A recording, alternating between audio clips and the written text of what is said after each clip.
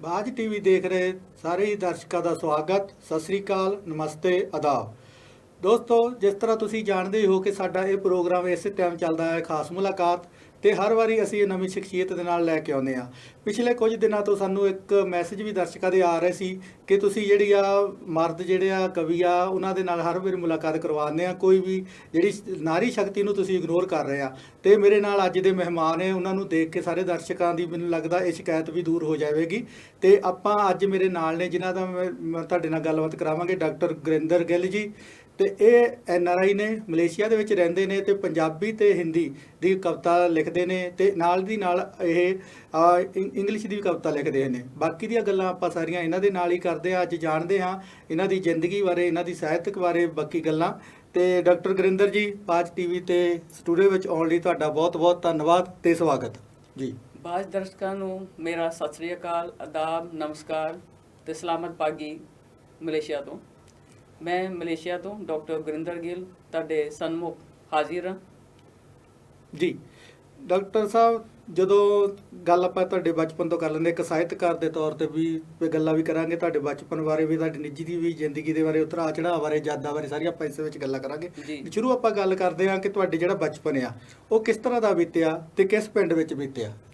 ਮੇਰਾ ਬਚਪਨ ਬੜਾ ਹੀ ਰੰਗੀਨ ਰਿਹਾ ਹੈ, ਮਤਲਬ ਖੁਸ਼ ਮਿਜਾਜ ਰਿਹਾ। ਅਸੀਂ ਖੇਡਦੇ ਮਲਦੇ ਰਹੇ ਹਾਂ, ਪਿੰਡ 'ਚ ਰਹੇ ਹਾਂ। ਤਰਨਤਾਰਨ ਵੀ ਉਦੋਂ ਪਿੰਡ ਵਰਗਾ ਹੀ ਹੁੰਦਾ ਸੀਗਾ।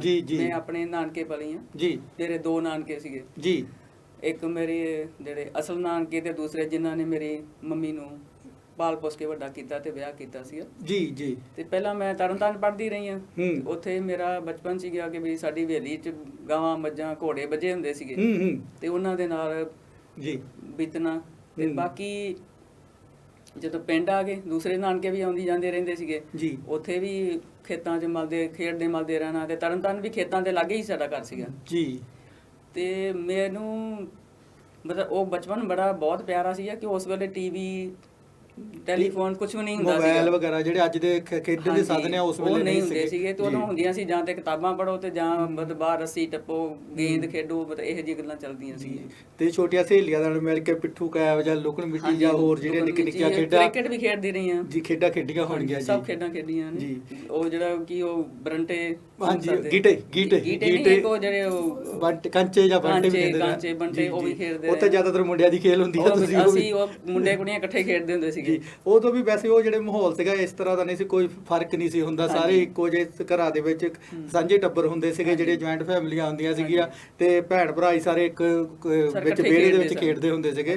ਤੇ ਅੱਜ ਦਾ ਮਾਹੌਲ ਤਾਂ ਜਿਹੜੇ ਅੱਜ ਘਰ ਦੇ ਦੋ ਬੱਚੇ ਆ ਤਾਂ ਦੋ ਵੀ ਵੱਖਰੇ ਵੱਖਰੇ ਕਮਰੇ ਦੇ ਵਿੱਚ ਬੈਠੇ, ਉਹ ਆਪਣੇ ਆਪਣੇ ਮੋਬਾਈਲ 'ਚ ਲੱਗੇ ਰਹਿੰਦੇ, ਲੈ ਕੇ ਬੈਠੇ ਆ। ਜਦ ਕਿ ਇਹ ਮੋਬਾਈਲ ਉਦੋਂ ਨਹੀਂ ਸੀਗੇ। ਜਿਹੜੇ ਮਨੋਰੰਜਨ ਦੇ ਸਾਧਨ ਬਹੁਤ ਘੱਟ ਸੀਗੇ ਤੇ ਬੱਚਿਆਂ ਦਾ ਜਿਹੜੇ ਖੇਲ ਕੁੱਦ ਇਸ ਤਰ੍ਹਾਂ ਦਾ ਜਿਹੜਾ ਟਾਈਮ ਬੀਤਦਾ ਸੀਗਾ। ਉਸ ਤੋਂ ਬਾਅਦ ਤੁਸੀਂ ਬਚਪਨ ਜਿਹੜਾ ਖੇਲ ਕੁੱਦਣ ਦੇ ਨਾਲ ਨਾਲ ਪੜ੍ਹਾਈ ਵੀ ਸ਼ੁਰੂ ਕੀਤੀ ਤੇ ਪੜ੍ਹਾਈ ਤੁਹਾਡੀ ਪ੍ਰਾਇਮਰੀ ਸਿੱਖਿਆ ਜਿਹੜੀ ਕਿੱਥੋਂ ਹੋਈ ਤੇ ਫਿਰ ਉਸ ਤੋਂ ਬਾਅਦ ਬਾਕੀ ਸਿੱਖਿਆ ਜੀ? ਮੇਰੀ ਪ੍ਰਾਇਮਰੀ ਸਿੱਖਿਆ ਮੈਂ ਸਾਰੇ ਸਰਕਾਰੀ ਸਕੂਲਾਂ 'ਚ ਹੀ ਪੜ੍ਹੀ ਹਾਂ, ਕਿਉਂਕਿ ਮੇਰੇ ਦਾਰ ਜੀ, ਫਾਦਰ ਜਿਹਨੂੰ ਤੁਸੀਂ ਕਹਿੰਦੇ ਆ, ਉਹ ਮਿਲਟਰੀ 'ਚ ਸਨ ਜੀ। ਅਸੀਂ ਸਰਕਾਰੀ ਸਕੂਲਾਂ ਦੇ ਹੀ ਪੜ੍ਹੇ ਹੋਏ ਹਾਂ। ਤਰਨਤਾਰਨ ਵੀ ਸਰਕਾਰੀ ਸਕੂਲ ਹੀ ਸੀਗਾ। ਸਾਡੀ ਹਵੇਲੀ ਦੇ ਨਾਲ ਹੀ ਸਕੂਲ ਹੁੰਦਾ ਸੀ ਜੀ। ਹਵੇਲੀਓਂ ਉੱਠਣਾ, ਸਕੂਲ ਚਲ ਜਾਣਾ, ਸਕੂਲੋਂ ਆਉਣਾ ਤੇ ਹਵੇਲੀ ਚਲ ਜਾਣਾ, ਮਤਲਬ ਏਦਾਂ ਹੀ ਹੁੰਦਾ ਸੀਗਾ। ਤੇ ਇਸ ਤਰ੍ਹਾਂ ਵੀ ਹੋਣੀ ਆ ਕਦੀ ਕਦੀ ਜਦੋਂ ਮਾਸਟਰ ਜਾਂ ਕੰਮ ਨਹੀਂ ਕੀਤਾ ਤਾਂ ਉੱਥੋਂ ਸਕੂਲੋਂ ਠੱਪ ਕੇ ਹਵੇਲੀ ਆ ਗਏ, ਟਾਈਮ ਪਾਸ ਕਰ ਗਏ? ਹਾਂਜੀ, ਨਹੀਂ ਆਪਾਂ ਏਦਾਂ ਨਹੀਂ ਕਰਦੇ, ਕਿਉਂਕਿ ਸਾਰੇ ਹੀ ਸਾਡੇ ਪਰਿਵਾਰ ਨੂੰ ਜਾਣਦੇ ਸੀ ਟੀਚਰ ਜੀ ਜੀ। ਤੇ ਉਹ ਜੇ ਉਹਨਾਂ ਨੇ ਆਪ ਕਹਿਣਾ ਕਿ ਵੀ ਜਾਓ ਤੁਸੀਂ ਹੁਣ ਜਾ ਕੇ ਰੋਟੀ ਖਾਓ ਤੇ ਠੀਕ ਆ, ਜੇ ਨਹੀਂ ਤੇ ਆਪਾਂ ਸਕੂਲ ਦੇ ਟਾਈਮ ਤੇ ਨਾਲ ਹੀ ਜਾਂਦੇ। ਉਸ ਵੇਲੇ ਦੇ ਅੱਜ ਦੇ ਸਕੂਲਾਂ ਨਾਲ ਸਰਕਾਰੀ ਸਕੂਲਾਂ ਨੂੰ ਫਰਕ ਵੀ ਸੀਗਾ, ਉਹਨਾਂ ਦੇ ਵਿੱਚ ਇੱਕ ਪੜ੍ਹਾਈ ਦਾ ਮਾਹੌਲ ਵੀ ਸੀਗਾ, ਜਾਂ ਜਿਹੜੇ ਅਧਿਆਪਕ ਵੀ ਜਿਹੜੇ ਮਿਹਨਤੀ ਵੀ ਸੀ, ਮਿਹਨਤ ਵੀ ਕਰਦੇ ਸੀਗੇ ਜੀ। ਤੇ ਉਦੋਂ ਤੇ ਪੜ੍ਹਿਓ ਕਈ ਸਰਕਾਰੀ ਸਕੂਲਾਂ 'ਚ ਵੱਡੇ ਵੱਡੇ ਅਹੁਦਿਆਂ ਤੇ ਵੀ ਲੱਗੇ ਹੋਏ ਨੇ, ਪਹੁੰਚ ਗਏ ਹਨ। ਫਿਰ ਆਪਣੀ ਸਾਹਿਤਕਾਰੀ ਜਿਹੜੀ ਸ਼ੁਰੂ ਹੁੰਦੀ ਆ, ਜਿਹੜੀ ਤੁਹਾਡੀ, ਉਹ ਕਿਸ ਤਰ੍ਹਾਂ ਦਾ ਸ਼ੁਰੂ ਹੁੰਦੀ ਹੈ? ਤੁਹਾਨੂੰ ਪ੍ਰੇਰਨਾ ਸਰੋਤ ਕੌਣ ਸੀ? ਘਰ ਦੇ ਵਿੱਚ ਕੋਈ ਲੇਖਕ ਸੀ ਜਾਂ ਆਲੇ ਦੁਆਲੇ ਦੇ ਵਿੱਚ ਤੁਹਾਡਾ ਜਿਹੜਾ ਕਿਤਾਬਾਂ ਦੇ ਨਾਲ ਲਿਖਣ ਦੇ ਨਾਲ ਜਿਹੜਾ ਕਿਸ ਤਰ੍ਹਾਂ ਪੈਦਾ ਹੁੰਦਾ? ਮੇਰਾ ਪੜ੍ਹਨ 'ਚ ਬੜਾ ਸ਼ੌਕ ਹੁੰਦਾ ਸੀਗਾ। ਸਕੂਲ ਦੀਆਂ ਕਿਤਾਬਾਂ ਵੀ ਜੇ ਆਉਂਦੀਆਂ ਸੀ ਤੇ ਜਿੰਨਾ ਚਿਰ ਸਾਰੀਆਂ ਪੜ੍ਹ ਕੇ ਬਹਿ ਨਹੀਂ ਜਾਂਦੀ ਤੇ ਆਪਾਂ ਮੈਂ ਬਸਤੇ 'ਚ ਨਹੀਂ ਪਾਉਂਦੇ ਸੀਗੇ ਜੀ ਜੀ ਜੀ। ਤੇ ਮੇਰੇ ਘਰ 'ਚ ਮੇਰੇ ਦੋ ਮਾਮੇ ਜੀ ਤੇ ਦੋ ਮਾਸੀਆਂ, ਠੀਕ ਹੈ ਜੀ, ਸਾਰੇ ਪੜ੍ਹਦੇ ਸੀ। ਕੋਈ ਕਾਲਜ ਪੜ੍ਹਦਾ ਸੀ, ਕੋਈ ਸਕੂਲ ਪੜ੍ਹਦਾ ਤੇ ਇਹਨਾਂ ਨੂੰ ਸ਼ਾਇਰੀ ਦਾ ਬਹੁਤ ਸ਼ੌਕ ਹੁੰਦਾ ਸੀਗਾ, ਖਾਸ ਕਰਕੇ ਮੇਰੇ ਛੋਟੇ ਮਾਸੀ ਜੀ ਨੂੰ ਜੀ। ਤੇ ਇਹਨਾਂ ਦੀਆਂ ਕਿਤਾਬਾਂ ਲੈ ਕੇ ਮੈਂ ਪੜ੍ਹਦੀ ਹੁੰਦੀ ਤੇ ਉਹ ਹੱਸਦੇ ਹੁੰਦੇ ਸੀ ਕਿ ਬਈ ਤੈਨੂੰ ਕੀ ਸਮਝ ਆਉਂਦੀ ਪੁੱਤ, ਤੂੰ ਕੀ ਪੜ੍ਹੀ ਜਾਂਦੀ ਹੈ? ਤੇ ਮੈਂ ਉਹਨਾਂ ਨੂੰ ਕਹਿਣਾ ਮੈਨੂੰ ਆਉਂਦੀ ਹੈ, ਮੈਨੂੰ ਚੰਗਾ ਲੱਗਦਾ ਪੜ੍ਹਨ ਤੋਂ। ਤੇ ਉੱਥੋਂ ਮਤਲਬ ਲਿਖਣ ਦਾ ਉਹਨਾਂ ਨੇ ਕਹਿੰਦੇ ਹੁੰਦੇ ਤੂੰ ਫਿਰ ਲਿਖ ਕੇ ਦੱਸ ਕੁਛ। ਜੀ ਤੇ ਮੈਂ 1-2 ਲਾਈਨਾਂ ਲਿਖਣੀਆਂ, ਉਹਨਾਂ ਨੇ ਹੱਸਣਾ ਕਿ ਉਲਟੀਆਂ ਪੁਲਟੀਆਂ ਲਿਖੀਆਂ, ਜੋ ਵੀ ਲਿਖਿਆ ਮਤਲਬ ਪਹਿਲੀ ਦੂਜੀ ਤੀਜੀ ਚੌਥੀ ਤੁਕਬੰਦੀ ਜੀ ਕਰਦੇ ਹਾਂ, ਤੁਕਬੰਦੀ ਕਰ ਦੇਣੀ ਜੀ ਤੇ ਉਹਨਾਂ ਨੇ ਹੱਸਣਾ ਤੇ ਕਹਿਣਾ ਸੱਚਾ ਲੱਗੀ ਰਹੇ, ਕੋਈ ਗੱਲ ਨਹੀਂ।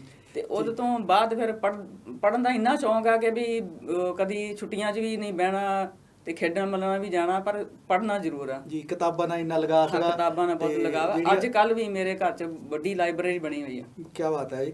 ਤੇ ਉਦੋਂ ਜਿਹੜੀਆਂ ਸਾਹਿਤ ਦੀਆਂ ਕਿਤਾਬਾਂ, ਇੱਕ ਤਾਂ ਸਿਲੇਬਸ ਦੀਆਂ ਕਿਤਾਬਾਂ ਤੁਸੀਂ ਪੜ੍ਹਦੇ ਹੋਵੋਗੇ, ਜਿੱਦਾਂ ਤੁਸੀਂ ਦੱਸਿਆ ਮਾਸੀ ਤੇ ਮਾਮਾ ਜੀ ਸੀਗੇ, ਉਹ ਸਾਹਿਤ ਦੀਆਂ ਕਿਤਾਬਾਂ ਵੀ ਲਿਆਉਂਦੇ ਹੋਣਗੇ। ਉਹ ਤੁਸੀਂ ਕਵਿਤਾ ਵੱਲ, ਤੁਹਾਨੂੰ ਕਿਹੜੀ ਚੀਜ਼ ਚੰਗੀ ਲੱਗਦੀ? ਕਹਾਣੀ ਪੜ੍ਹਨੀ ਉਦੋਂ ਚੰਗੀ ਲੱਗਦੀ ਸੀ ਕਿ ਕਵਿਤਾ ਜਾਂ ਗੀਤ, ਕਿਸ ਤਰ੍ਹਾਂ ਦਾ ਲੱਗਦਾ ਸੀ? ਜ਼ਿਆਦਾਤਰ ਮੈਂ ਕਹਾਣੀਆਂ ਵੀ ਪੜ੍ਹ ਲੈਂਦੀ। ਕਹਾਣੀਆਂ ਦੇ ਵੈਸੇ ਕਿਤਾਬਾਂ ਆਪਣੀਆਂ 'ਚ ਵੀ, ਸਕੂਲ ਦੀਆਂ ਕਿਤਾਬਾਂ 'ਚ ਵੀ ਆ ਜਾਂਦੀਆਂ। ਫਿਰ ਇੱਕ ਕਵਿਤਾ ਪੜ੍ਹਦੀ ਵੀ ਕਿੱਦਾਂ ਲਿਖਦੇ ਨੇ। ਇੱਕ ਮਤਲਬ ਦਿਲ ਨੂੰ ਲੱਗਦਾ ਵੀ ਇਹ ਤੁਕਬੰਦੀ ਕੀਤੀ ਹੋਈ ਆ, ਲਿਖਿਆ ਵੀ ਕਿਸ ਤਰ੍ਹਾਂ ਕੀਤੀ ਆ, ਕਿੱਦਾਂ ਸੋਚਦੇ ਆ, ਵੱਖਰੇ ਤਰ੍ਹਾਂ ਦੇ ਲੋਕ ਆ ਖਰੇ ਕਿਸ ਤਰ੍ਹਾਂ ਦੇ। ਜੀ ਉਹ ਫਿਰ ਮਿਰਜ਼ਾ ਗਾ ਜੋ ਵੀ ਜਿਹੜੀਆਂ ਕਿਤਾਬਾਂ ਆਉਣੀਆਂ ਵੱਡੇ ਵੱਡੇ ਰਾਈਟਰ ਦੀਆਂ, ਉਹਨਾਂ ਨੇ ਲਿਆਉਣੀਆਂ, ਮੈਂ ਵੀ ਪੜ੍ਹਨੀਆਂ। ਤੇ ਉਹ ਬਸ ਉਹ ਹਸੇ ਮਜ਼ਾਕ 'ਚ ਉਹਨਾਂ ਨੇ ਕਹਿ ਦੇਣਾ ਅੱਛਾ ਲੱਗੀ ਰਹੇ ਬਸ ਕੋਈ ਗੱਲ ਨਹੀਂ, ਟਾਈਮ ਪਾਸ ਕਰਦੀ। ਉਹਨਾਂ ਨੂੰ ਇਹ ਲੱਗਦਾ ਵੀ ਆਪਣੀ ਕਿਤਾਬਾਂ ਛੱਡ ਕੇ ਟਾਈਮ ਪਾਸ ਕਰਦੀ। ਵੈਸੇ ਪੜ੍ਹਾਈ 'ਚ ਮੈਂ ਹੁਸ਼ਿਆਰ ਵੀ ਬੜੀ ਸੀਗੀ। ਠੀਕ ਹੈ ਜੀ। ਤੇ ਉਹ ਮੈਨੂੰ ਮਨਾ ਨਹੀਂ ਕਰਦੇ ਵੀ ਜੋ ਵੀ ਤੂੰ ਕਰਨਾ ਤੂੰ ਕਰੀ ਜਾ। ਜੀ ਤੇ ਉੱਥੋਂ ਫਿਰ ਮੈਂ ਆਪ ਵੀ ਲਿਖਣਾ ਸ਼ੁਰੂ ਕੀਤਾ। ਫਿਰ ਜਦੋਂ ਸਕੂਲ ਵੱਡੇ ਆਉਣ ਲੱਗ ਪਏ, ਸਕੂਲ ਦੇ ਮੈਗਜ਼ੀਨ ਨਿਕਲਦੇ ਰਹੇ, ਉਹਨਾਂ 'ਚ ਉਹਨਾਂ ਨੇ ਕਹਿਣਾ ਟੀਚਰਾਂ ਨੇ ਕਿ ਵੀ ਤੁਸੀਂ ਲਿਖੋ, ਜਿੱਦਾਂ ਦਾ ਵੀ ਲਿਖਿਆ ਜਾਂਦਾ ਲਿਖੋ। ਫਿਰ ਸਕੂਲ ਮੈਗਜ਼ੀਨ 'ਚ ਜੋ ਛਪਦਾ ਸੀ ਤੇ ਬੜੀ ਖੁਸ਼ੀ ਹੁੰਦੀ ਸੀਗੀ। ਉਤਸ਼ਾਹਿਤ ਕਰਨ ਲਈ ਵੀ ਉਹ ਜਿਸ ਤਰ੍ਹਾਂ ਵੀ ਹੁੰਦਾ ਬੱਚੇ ਨੂੰ, ਉਹ ਕਹਿੰਦੇ ਵੀ ਲਿਖਣਾ ਸ਼ੁਰੂ ਕਰੇ, ਹੌਲੀ ਹੌਲੀ ਆਪ ਸਟੈਪ ਬਾਈ ਸਟੈਪ ਚੰਗਾ। ਤੇ ਉਹ ਫਿਰ ਲਿਖਦੇ ਆ ਇਹ ਬਹੁਤ ਕੁਝ ਲਿਖਦੇ ਆ। ਐਂਡ ਫਿਰ ਕਾਲਜ 'ਚ ਵੀ ਇਹੀ ਗਿਆ ਜੀ। ਤੇ ਕਾਲਜ 'ਚ ਵੀ ਉਹਨਾਂ ਨੇ ਕਹਿਣਾ ਲਿਆਓ ਜੋ ਲਿਖਿਆ ਤੇ ਤੁਸੀਂ ਦਿਓ। ਉਹਦੇ ਵਿੱਚ ਮੈਗਜ਼ੀਨਾਂ ਦੇ ਵਿੱਚ ਛਪਣਾ, ਉਹਨਾਂ ਦੀ ਮੈਗਜ਼ੀਨਾਂ 'ਚ ਛਪਣਾ। ਜਿਹੜੀ ਪਹਿਲੀ ਰਚਨਾ ਤੁਸੀਂ ਲਿਖੀ ਸੀ, ਤੁਹਾਨੂੰ ਯਾਦ ਹੋਊਗਾ ਵੀ ਇਹ ਰਚਨਾ, ਹਾਂ, ਜਿਹੜੀ ਜਾਂ ਕਵਿਤਾ ਸੀ ਜਾਂ ਗੀਤ ਸੀ ਜਾਂ ਕਹਾਣੀ ਸੀ ਜਾਂ ਆਰਟੀਕਲ, ਯਾਦ ਹੋਊਗਾ ਉਹ ਕੀ ਸੀਗਾ? ਉਹ ਕਦੋਂ ਕੁ ਲਿਖੀ ਸੀ? ਉਹ ਸੀਗੀ ਲਿਖਿਆ ਤੇ ਹਿੰਦੀ 'ਚ ਹੀ ਸੀਗਾ। ਕਿਉਂਕਿ ਪਹਿਲੀਆਂ ਕਿਤਾਬਾਂ ਮੇਰੀਆਂ ਸਾਰੀਆਂ ਹਿੰਦੀ 'ਚ ਆਈਆਂ ਨੇ। 6 ਦੀਆਂ 6 ਕਿਤਾਬਾਂ ਆਈਆਂ, 7ਵੀਂ ਆ ਰਹੀ ਆ ਜੀ। ਤੇ ਉਹ ਸੀਗਾ ਚਿੱਠੀਆਂ ਬਾਰੇ। ਠੀਕ ਹੈ ਜੀ। ਚਿੱਠੀਆਂ ਬਾਰੇ ਇਸ ਕਰਕੇ ਸੀਗਾ, ਮੈਂ ਆਪਣੇ ਨਾਨਕੇ ਮੰਨਣ ਰਹਿੰਦੀ ਸੀਗੀ ਜੀ। ਤੇ ਸਾਡੇ ਪਿੰਡ ਦੇ ਕੋਈ ਘਰ ਖਾਲੀ ਨਹੀਂ ਸੀ ਜਿਨ੍ਹਾਂ ਚੋਂ ਕੋਈ ਵੀ ਫੌਜੀ ਨਹੀਂ ਹੋਵੇ। ਸਾਡੇ ਘਰ ਦੇ ਆਪਣੇ ਸਾਰੇ ਫੌਜੀ ਸੀ। ਮੇਰੇ ਬਾਪ ਵੀ ਫੌਜੀ ਸੀ, ਮੇਰੇ ਦਾਦਕੇ ਨਾਨਕਿਆਂ 'ਚ ਵੀ ਸਾਰੇ ਕਾਫੀ ਫੌਜੀ ਸੀ। ਮਾਮਾ ਜੀ ਮੇਰੇ ਫਿਰ ਕੀ ਕਹਿੰਦੇ ਆ, ਆਰਮੀ 'ਚ ਨਹੀਂ, ਆਰਮੀ ਨਹੀਂ, 에ਅਰ ਫੋਰਸ ਸੀ। 에ਅਰ ਫੋਰਸ 'ਚ, ਠੀਕ ਹੈ ਜੀ। ਠੀਕ। ਤੇ ਉਹ ਜਦੋਂ ਉਹਨਾਂ ਨੇ ਵੇਖਣਾ ਵੀ ਪਿੰਡ 'ਚ ਪੜ੍ਹੇ ਲਿਖੇ ਉਸ ਵੇਲੇ ਜ਼ਿਆਦਾ ਨਹੀਂ ਹੁੰਦੇ ਸੀਗੇ, ਤੇ ਉਹਨਾਂ ਦੀਆਂ ਬੀਵੀਆਂ ਨੇ ਆਉਣਾ ਕਿ ਵੀ ਬੇਟਾ ਚਿੱਠੀ ਲਿਖੋ ਜੀ, ਚਿੱਠੀ ਲਿਖੋ। ਤੇ ਮੈਂ ਫਿਰ ਉਹਨਾਂ ਨੂੰ ਕਹਿਣਾ ਵੀ ਜਿਹੋ ਜੀ ਮੈਨੂੰ ਆਉਂਦੀ ਮੈਂ ਲਿਖ ਦਿੰਦੀ ਆ। ਠੀਕ ਹੈ ਜੀ। ਮੈਂ ਲਿਖ ਦੇਣੀ। ਤੇ ਜਦੋਂ ਫੌਜੀ ਭਾਈਆਂ ਨੇ ਚਿੱਠੀ ਪੜ੍ਹਨੀ ਤੇ ਪੁੱਛਦੇ ਹੁੰਦੇ ਸੀ ਵੀ ਕਿੰਨੇ ਲਿਖੀ ਆ। ਠੀਕ ਹੈ। ਉਹਨਾਂ ਕਹਿੰਦੇ ਵੀ 8-9 ਸਾਲ ਦੀ ਬੱਚੀ ਹੈ ਜਿਹਨੇ ਲਿਖੀ। ਉਹ ਕਹਿੰਦੇ ਮੈਂ ਮੰਨ ਨਹੀਂ ਸਕਦੇ ਜੀ। ਉਹ ਇਸ ਤਰ੍ਹਾਂ ਤੁਹਾਡੀ ਪਕੜ ਬਣ ਗਈ ਸੀ। ਹਾਂਜੀ, ਪਕੜ ਬਣ ਗਈ ਜੀ। ਤੇ ਉਹਨਾਂ ਫਿਰ ਜਦੋਂ ਵਾਪਸ ਆਉਣਾ ਤੇ ਉਹਨਾਂ ਕਹਿਣਾ ਮੈਨੂੰ ਮਿਲਾਓ ਬੱਚੀ ਕਿਹੜੀ ਆ ਜੀ। ਉਹਨਾਂ ਫਿਰ ਮੈਨੂੰ ਮਿਲਣਾ, ਮੇਰੇ ਲਈ ਤੋਹਫੇ ਵੀ ਲਿਆਉਣੇ ਕਰਕੇ ਕਿ ਬਈ ਬਹੁਤ ਵਧੀਆ ਲਿਖਦੇ ਆ, ਲੱਗੇ ਰਹੋ ਬੇਟਾ, ਬਹੁਤ ਸੋਹਣਾ ਲਿਖਦੇ ਆ। ਤੇ ਚਿੱਠੀਆਂ ਤੋਂ ਫਿਰ ਮੈਂ ਇੱਕ ਕਵਿਤਾ ਲਿਖੀ ਚਿੱਠੀਆਂ ਦੀ, ਜਿਹੜੀ ਅੱਜ ਕੱਲ ਚਿੱਠੀਆਂ ਨਹੀਂ ਚੱਲ ਰਹੀਆਂ ਜੀ। ਜੇ ਆਪਾਂ ਦਰਸ਼ਕੋ, ਉਹ ਜਿਹੜੀ ਡਾਕਟਰ ਸਾਹਿਬ ਨੇ ਕਵਿਤਾ ਲਿਖੀ ਸੀ, ਚਿੱਠੀਆਂ ਲਿਖਦੇ ਉਹ ਕਵਿਤਾ ਲਿਖੀ, ਉਹਨਾਂ ਦਾ ਜਿਹੜਾ ਜਿਸ ਹਿਸਾਬ ਨਾਲ ਮਾਹੌਲ ਨਾਲ ਚਿੱਠੀ ਲਿਖਦੇ ਸੀਗੇ, ਉਹ ਚਿੱਠੀ ਨੂੰ ਕਵਿਤਾ ਦੇ ਵਿੱਚ ਤੁਸੀਂ ਢਾਲਿਆ। ਆਪਾਂ ਉਹ ਦਰਸ਼ਕਾਂ ਉਸ ਵੇਲੇ ਨਹੀਂ ਢਾਲਿਆ, ਥੋੜਾ ਬਹੁਤਾ ਉਹਦਾ ਆ। ਤੇ ਲਿਖੀ ਬਾਅਦ ਚ ਸੀਗੀ ਕਿ ਵੀ ਚਿੱਠੀਆਂ ਕਿੱਥੇ ਗਈਆਂ। ਚਿੱਠੀਆਂ ਦਾ ਉਹ ਜਾਨੀ ਕਿ ਦਿਖਾਂਤ ਕੀ ਸੀਗਾ। ਚਿੱਠੀਆਂ ਖਤਮ ਹੋ ਗਈਆਂ, ਟੈਲੀਫੋਨ ਆ ਗਿਆ, ਮੋਬਾਈਲ ਆ ਗਿਆ, ਤੇ ਉਹ ਚਿੱਠੀਆਂ ਖਤਮ ਹੋ ਗਈਆਂ। ਤੇ ਉਹ ਜਿਹੜੀਆਂ ਚਿੱਠੀਆਂ ਦਾ ਜਿਹੜਾ ਚਿੱਠੀ ਕਿਹੋ ਜਿਹੀ ਹੁੰਦੀ ਸੀ, ਕਿਸ ਤਰ੍ਹਾਂ ਲਿਖਦੇ ਸੀਗੇ, ਉਹਦਾ ਕਿੱਥੇ ਪਹੁੰਚਦੀ ਸੀ, ਉਹਦਾ ਕੀ ਪ੍ਰਭਾਵ ਹੁੰਦਾ ਸੀਗਾ। ਤੇ ਆਪਾਂ ਉਹਨਾਂ ਦੀ ਕਵਿਤਾ ਸੁਣਦੇ ਹਾਂ ਡਾਕਟਰ ਗੁਰਿੰਦਰ ਜੀ ਕੋਲੋਂ ਜੀ। ਹਾਂਜੀ। ਤੇ ਇਹਨਾਂ ਨੇ ਇਸ ਦੇ ਨਾਲ ਸਟਾਰਟਿੰਗ ਜਦੋਂ ਕੀਤੀ ਆ, ਚਿੱਠੀਆਂ ਲਿਖਦੇ ਚਿੱਠੀ ਕਿਸੇ ਇੱਕ ਮਨ ਦੀ ਜਿਹੜੀ ਆ, ਉਹਨਾਂ ਦੀਆਂ ਭਾਵਨਾਵਾਂ ਦੀ ਦੂਸਰੀ ਤੱਕ ਪਹੁੰਚਾਉਂਦੇ ਸੀਗੇ ਲਿਖ ਕੇ ਜੀ। ਲਿਖੀ ਹੋਈ ਹੈ, ਕਹਾਂ ਗਈ वो चिट्ठियां जी जो कभी हम अपनों को लिखते थे, अपने हमें लिखते थे जी, कहाँ गई वो चिट्ठियां। क्या बात है जी, बहुत बढ़िया जी। बड़े बुजुर्ग बड़े गौर से सुनते थे, हम खुशी से सुनाते थे, कहाँ गई वो चिट्ठियां जी। क्या बात है। कभी हंसाती थी, कभी रुलाती थी, दूर बैठे जो अपनों का हाल सुनाती थी जी, सबको साथ बिठाती थी जी, बिना सुने चैन न आती थी, कहाँ गई वो चिट्ठियां। क्या बात है जी, बहुत बढ़िया। कोई मौसी मामू चाचू ताऊ बुआ के घर से आती थी, खट्टा मीठा संदेशा लाती थी। क्या बात है। कभी शादी का पैगाम आता था जी, घर का माहौल अच्छा बन जाता था। कहाँ गई वो चिट्ठियाँ। जी बहुत बढ़िया जी। कोई कभी सरहद से चिट्ठी आती थी, फौजी बेटे भाई बाप पति का संदेशा लाती थी। जी, मैं ठीक हूँ मेरी फिक्र न करना, अपना ख्याल रखना, कहाँ गई वो चिट्ठियाँ। जी जी बहुत बड़ों को मेरा प्रणाम कहना, बच्चों को प्यार देना, घर की दहलीज को सलाम कहना। जी, गांव की याद बहुत सताती है, रुला रुला के जाती है। जी, ऐसा पैगाम अब ना लाएं वो चिट्ठियाँ। क्या बात है, क्या बात है। वो चिट्ठियाँ गायब हो गई जी। हाँ जी। जी जी। जब मनी ऑर्डर मिल जाए तो खरीद लेना मन चाहे जो। क्या बात है। बाकी मैं आते वक्त लेता आऊंगा। खरीदे हैं मैंने कुछ खिलौने साल दुशाला। जी, इंतजार में हूँ कब आए खुशबू लाए आपकी चिट्ठियाँ। चिट्ठियाँ, क्या बात है जी, बहुत अच्छे। खत लिखते रहा करो जी, पढ़कर जी बहल जाता है जी, नहीं तो जंग की खबरों से दिल दहल जाता। क्या बात है, क्या बात है जी। जी, मिलने को मन बेकरार है, जंग जीत कर आऊंगा। जी, त्योहार साथ मनाऊंगा, अब ना आए वो चिट्ठियाँ। जी, आखिरी शेर है जी, इरशाद। अब तो टेलीफोन पर बातें हो जाती हैं, वीडियो चैट पर शक्लें भी दिख जाती हैं। क्या बात है जी। जी, ना रही जरूरत अब लिखने की चिट्ठियाँ, दौर वो खत्म हुआ। जी, अब ना आएंगी वो चिट्ठियाँ, बहुत दौर खत्म हुआ। क्या बात है, बहुत बढ़िया जी। आगे एक और भी है जी। घर कोई पुराना खत कहीं मिल जाए जो, भूली बिसरे यादें तरोताजा कर जाए जो। जी, वो यादें जख्मों पर मरहम सा लगती हैं, वो यादें जख्मों पर मरहम सा लगती हैं। जी, रखो संभाल कर दोबारा फिर ना आएंगी वो चिट्ठियाँ। जी, कहाँ गई वो चिट्ठियाँ, अब कभी ना आएंगी वो चिट्ठियाँ, ना अपनों की खुशबू लाएंगी वो चिट्ठियाँ। ਸਹੀ ਗੱਲ ਹੈ। ਚਿੱਠੀਆਂ ਜਿਹੜੀਆਂ ਗਾਇਬ ਹੋ ਜਾਣੀਆਂ, ਜਿਹੜੀਆਂ ਸਾਡੇ ਕਰਕੇ ਹੋ ਗਏ, ਖਤਮ ਹੋ ਗਈਆਂ, ਪਰ ਉਹ ਚਿੱਠੀਆਂ ਦਾ ਜਿਹੜਾ ਦੌਰ ਸੀ ਉਹ ਵੱਖਰਾ ਹੀ ਦੌਰ ਸੀਗਾ। ਇੱਕ ਵਾਰ ਚਿੱਠੀ ਨੂੰ ਦੁਬਾਰਾ ਪੜ੍ਹਨਾ ਸੀ, ਹੁਣ ਫੋਨ ਤੇ ਗੱਲ ਕਰ ਲੈਂਦੇ, ਗੱਲ ਕਰਦੇ ਚਿੱਤ ਚੇਤਾ ਭੁੱਲ ਜਾਂਦੀ। ਉਹ ਇੱਕ ਯਾਦ ਰਹਿੰਦੀ ਸੀ, ਮੁੜ ਕੇ ਯਾਦ ਕਰਨੀ। ਜਿਹੜੀ ਤੁਹਾਡੀ ਕਵਿਤਾ ਦੇ ਵਿੱਚ ਵੀ ਆ ਇੱਕ ਭਾਵ ਆ ਜਿਹੜੇ ਫੌਜੀ ਦੇ ਜਾਂ NRI ਦੇ ਜਾਂ ਹੋਰਾਂ ਦੇ ਵੀ ਜਿਹੜੀ ਆ ਮਨ ਦੀਆਂ ਅਵਸਥਾ ਜਿਹੜੀਆਂ ਦੱਸੀਆਂ। ਤੇ ਕਦੀ ਇਸ ਤਰ੍ਹਾਂ ਵੀ ਹੁੰਦਾ ਸੀਗਾ ਜਦੋਂ ਕਦੀ ਮਨ ਨਾ ਹੋਵੇ, ਕੋਈ ਚਿੱਠੀ ਲਿਖਾਉਣ ਆ ਜਾਵੇ ਤੇ ਉਹ ਕਈ ਵਾਰੀ ਉਹਦੇ ਵਿੱਚ ਹਾਸ-ਵਾਸ ਵੀ ਇਦਾਂ ਦਾ ਵੀ ਲਿਖ ਦਿੰਦੇ ਸੀਗੇ। ਮੈਂ ਸ਼ੁਰੂ ਤੋਂ ਹੀ ਬੜੀ ਸੀਰੀਅਸ ਟਾਈਪ ਰਹੀ ਹੋਈ ਹਾਂ। ਜੀ ਜੀ। ਉਹ ਜੋ ਕੁਝ ਵੀ ਲਿਖਾਉਂਦੇ ਸੀਗੇ ਮੈਂ ਉਸੇ ਨੂੰ ਹੀ ਅੱਖਰ ਉਸੇ ਤਰ੍ਹਾਂ ਲਿਖ ਕੇ ਭੇਜਦੀ ਸੀਗੀ। ਤੇ ਇਸ ਕਰਕੇ ਮੇਰੇ ਕੋਲ ਸਾਰੇ ਪਿੰਡ ਜਿਹੜਾ ਚਿੱਠੀਆਂ ਲਿਖਾਉਣ ਆਉਂਦਾ ਸੀ, ਮੇਰਾ ਸੈਟਰਡੇ ਸੰਡੇ ਇਸੇ ਤਰ੍ਹਾਂ ਹੀ ਬੀਤਦਾ ਸੀਗਾ ਵੀ ਚਿੱਠੀਆਂ ਲਿਖਣ ਚ ਤੇ ਪੜ੍ਹਨ ਚ। ਤੇ ਕਦੇ ਕਦੇ ਇੱਕ ਜਣਾ ਪੜ੍ਹਾ ਕੇ ਜਾਂਦਾ ਸੀ ਘਰ ਦਾ ਚਿੱਠੀ, ਜਦੋਂ ਮੰਨ ਲਓ ਉਹਨਾਂ ਦੀ ਪਤੀ ਦੀ ਚਿੱਠੀ ਆਈ, ਉਹਨਾਂ ਨੇ ਪੜ੍ਹ ਲਈ ਤੇ ਉਹ ਹਿੱਕ ਨਾਲ ਲਾ ਕੇ ਚਲੀ ਗਈ। ਜੋ ਘਰ ਜਾਂਦੇ ਸੀ ਤੇ ਮਾਂ ਬਾਪ ਨੂੰ ਨਹੀਂ ਪਤਾ ਲੱਗਦਾ ਵੀ ਕੀ ਲਿਖਿਆ ਸਾਡੇ ਪੁੱਤ ਨੇ। ਉਹ ਦੁਬਾਰਾ ਫਿਰ ਉਹ ਆ ਜਾਂਦੇ ਸੀ ਦੁਬਾਰਾ, ਪੁੱਤ ਫੇਰ ਪੜ੍ਹੀ ਚਿੱਠੀਆਂ। ਜੀ ਜੀ। ਤੇ ਫਿਰ ਮੈਂ ਪੜ੍ਹ ਦਿੰਦੀ ਸੀ ਤੇ ਉਹ ਮੈਨੂੰ ਕੋਈ ਫਰਕ ਨਹੀਂ ਪੈਂਦਾ। ਤੇ ਉਹ ਮੇਰਾ ਬੇਸ ਜਿਹੜਾ ਨਾ ਚਿੱਠੀਆਂ ਬਣ ਤੋਂ ਲਿਖਣ ਦਾ ਮੇਰਾ ਜ਼ਿਆਦਾ ਬਣਿਆ, ਫਲੋ ਬਣ ਗਿਆ, ਲਿਖਣ ਦਾ ਵੀ ਫਲੋ ਬਣ ਗਿਆ, ਇੱਕ ਪੜ੍ਹਨ ਦਾ ਵੀ ਫਲੋ ਬਣ ਗਿਆ। ਤੇ ਡਾਕਟਰ ਸਾਹਿਬ ਆਪਾਂ ਗੱਲਾਂ ਬਾਤਾਂ ਏਦਾਂ ਹੀ ਕਰਦੇ ਰਵਾਂਗੇ। ਇੱਕ ਛੋਟੇ ਜਿਹੇ ਬ੍ਰੇਕ ਦਾ ਟਾਈਮ ਹੋ ਗਿਆ ਤੇ ਦਰਸ਼ਕੋ ਤੁਸੀਂ ਕਿਤੇ ਨਹੀਂ ਜਾਣਾ। ਆਪਾਂ ਡਾਕਟਰ ਗੁਰਿੰਦਰ ਗਿੱਲ ਜੀ ਹੁਣਾਂ ਨਾਲ ਇਸੇ ਤਰ੍ਹਾਂ ਗੱਲਾਂ ਕਰਾਂਗੇ, ਬਹੁਤ ਸਾਰੀਆਂ ਗੱਲਾਂ ਕਰਨ ਵਾਲੀਆਂ, ਤੇ ਤੁਸੀਂ ਸਾਡੇ ਨਾਲ ਬੜੇ ਰਹਿਣਾ। ਅਸੀਂ ਗਏ ਤੇ ਆਏ।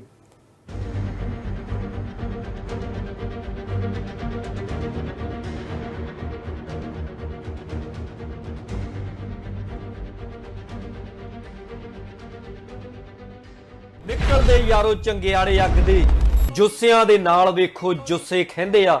ਜਦੋਂ ਕੌਡੀ ਦੇ ਮੈਦਾਨਾਂ ਵਿੱਚ ਖੇਡਦੇ ਪੰਜਾਬੀ, ਫਿਰ ਬੁਲਟਾਂ ਤੋਂ ਵੱਧ ਕੇ ਪਟਾਕੇ ਪੈਂਦੇ ਆ। ਹੋ ਜਾਓ ਤਿਆਰ ਪੰਜਾਬੀਓ, ਹੁਣ ਨਿਊਯਾਰਕ 'ਚ ਪੈਣਗੇ ਕਬੱਡੀ ਦੇ ਪਟਾਕੇ। NYC ਕਬੱਡੀ ਕਲੱਬ ਨਿਊਯਾਰਕ ਵੱਲੋਂ 10 ਜੁਲਾਈ 2022 ਦਿਨ ਐਤਵਾਰ ਨੂੰ ਕਬੱਡੀ ਦੇ ਸ਼ਹੀਦ ਸਵਰਗਵਾਸੀ ਸੰਦੀਪ ਨੰਗਲ ਅੰਬੀਆਂ ਦੀ ਯਾਦ ਨੂੰ ਸਮਰਪਿਤ ਸ਼ਾਨਦਾਰ ਨਿਊਯਾਰਕ NYC ਕਬੱਡੀ ਟੂਰਨਾਮੈਂਟ ਬਹੁਤ ਹੀ ਧੂਮ-ਧਾਮ ਨਾਲ ਕਰਵਾਇਆ ਜਾ ਰਿਹਾ ਹੈ।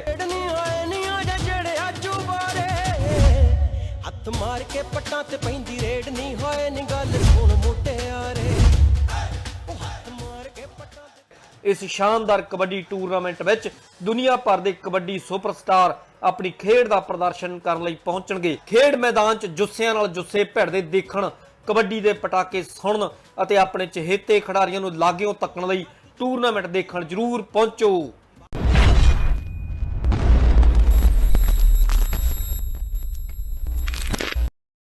ਪੂਰੇ ਅਮਰੀਕਾ ਵਿੱਚ ਕਿਸੇ ਵੀ ਤਰ੍ਹਾਂ ਦੇ truck, trailers, flatbed, refrigerator and drive van, tractor ਆਦਿ ਸੇਵਾਵਾਂ ਵਾਸਤੇ call trailer and leasing company ਨਾਲ ਸੰਪਰਕ ਕਰੋ। ਕਾਲ ਟ੍ਰੇਲਰ ਕੋਲ 2018, 19 ਅਤੇ 20 ਦੇ ਘੱਟ ਮਾਈਲੇਜ ਵਾਲੇ ਟਰੱਕ ਖਰੀਦਣ ਵਾਸਤੇ ਉਪਲਬਧ ਹਨ। ਕਾਲ ਟ੍ਰੇਲਰ ਕੋਲ ਵੈਨਗਾਰਡ ਦੀ ਪੂਰੇ ਕੈਲੀਫੋਰਨੀਆ ਦੀ ਡੀਲਰਸ਼ਿਪ ਹੈ। ਅਸੀਂ ਸਾਰੇ ਅਮਰੀਕਾ ਵਿੱਚ ਸੇਵਾਵਾਂ ਪ੍ਰਦਾਨ ਕਰਦੇ ਹਾਂ।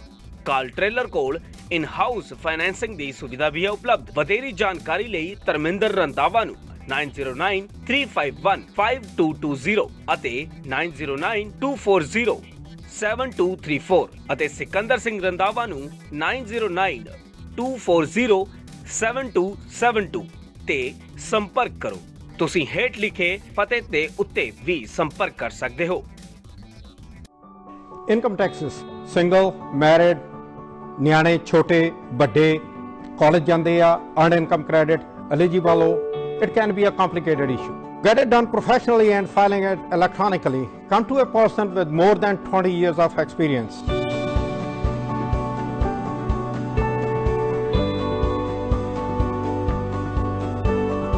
ਇਹ ਵੀ ਇੱਕ ਰੱਬ ਦੇ ਬੰਦਿਆਂ ਦਾ ਘਰ ਹੈ, ਜਿੱਥੇ ਸਿਰਫ ਇੱਕ ਧਰਮ ਤੇ ਜਾਤ ਹੈ, ਇਨਸਾਨੀਅਤ, ਜਿੱਥੇ ਕੋਈ ਵੱਡਾ ਤੇ ਛੋਟਾ ਨਹੀਂ, ਜਿੱਥੇ ਖੁਸ਼ੀਆਂ ਇੱਕੋ ਜਿਹੀਆਂ ਵੰਡੀਆਂ ਜਾਂਦੀਆਂ ਨੇ। ਬੌਧਿਕਤਾ ਦਾ ਵਿਕਾਸ ਰੱਬ ਦੇ ਹੱਥ ਹੈ, ਪਰ ਰੱਬ ਦੇ ਜੀਆਂ ਦੀ ਸੰਭਾਲ ਤਾਂ ਬੰਦਾ ਹੀ ਕਰ ਸਕਦਾ ਹੈ। ਅਜਿਹੀ ਇੱਕ ਮਿਸਾਲ ਅਮਰੀਕਾ ਦੇ ਮੈਰੀਲੈਂਡ ਵਿਖੇ centre for social change. Visit ਔਰ ਕਾਲ। ਮੋਰ ਇਨਫੋਰਮੇਸ਼ਨ ਜੈਸੀ ਸਿੰਘ ਐਂਡ ਸਾਜਿਦ ਤਰਾਰ। ਨਿਊਯਰਸੀ ਅਤੇ ਕੈਲੀਫੋਰਨੀਆ ਦੇ ਪ੍ਰਸਿੱਧ advocate Jaspreet Singh attorney at law, ਜਿਹੜੇ ਕਿ deputation, defence, appeal, family law, bankruptcy ਦੇ ਵਿੱਚ ਮਾਹਰ ਨੇ। ਗਡੂਰਾ ਰੀਅਲ ਏਸਟੇਟ ਅਤੇ ਗਡੂਰਾ ਮੌਰਗੇਜ ਨਿਊਯਾਰਕ ਦੀ ਕੁਇਨਜ਼ ਵਿੱਚ ਸਭ ਤੋਂ ਪੁਰਾਣੀ brokerage company.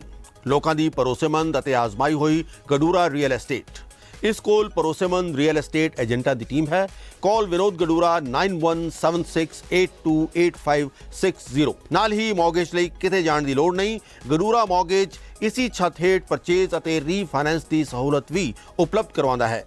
Call Vineet Gadura MBA, President and Owner, Gadura Mortgage, number 7186400444। Global freight carrier inc trucking ਦੀਆਂ ਇੱਕੋ ਛੱਤ ਥੱਲੇ ਸਾਰੀਆਂ ਸੇਵਾਵਾਂ। ਟਰੱਕ ਰਿਪੇਅਰ, 24 ਘੰਟੇ road service, world wide truck trailer lease and sale, ਜਿਸ ਵਿੱਚ ਰੀਫਰ, ਡਰਾਈਵਰ ਵੈਨ, ਫਲੈਟਬੈਡ, ਟਰੈਕਟਰ ਸਭ ਸ਼ਾਮਿਲ ਨੇ। ਗਲੋਬਲ ਫਰਾਈਟ ਔਨ ਆਪਰੇਟਰਾਂ ਅਤੇ ਡਰਾਈਵਰਾਂ ਨੂੰ ਵੀ ਹਾਇਰ ਕਰਦਾ ਹੈ। ਵਧੇਰੀ ਜਾਣਕਾਰੀ ਲਈ ਅਵਤਾਰ ਸਿੰਘ ਵੜਿੰਗ ਨੂੰ ਹੇਠ ਲਿਖੇ ਨੰਬਰਾਂ ਤੇ ਸੰਪਰਕ ਕਰੋ।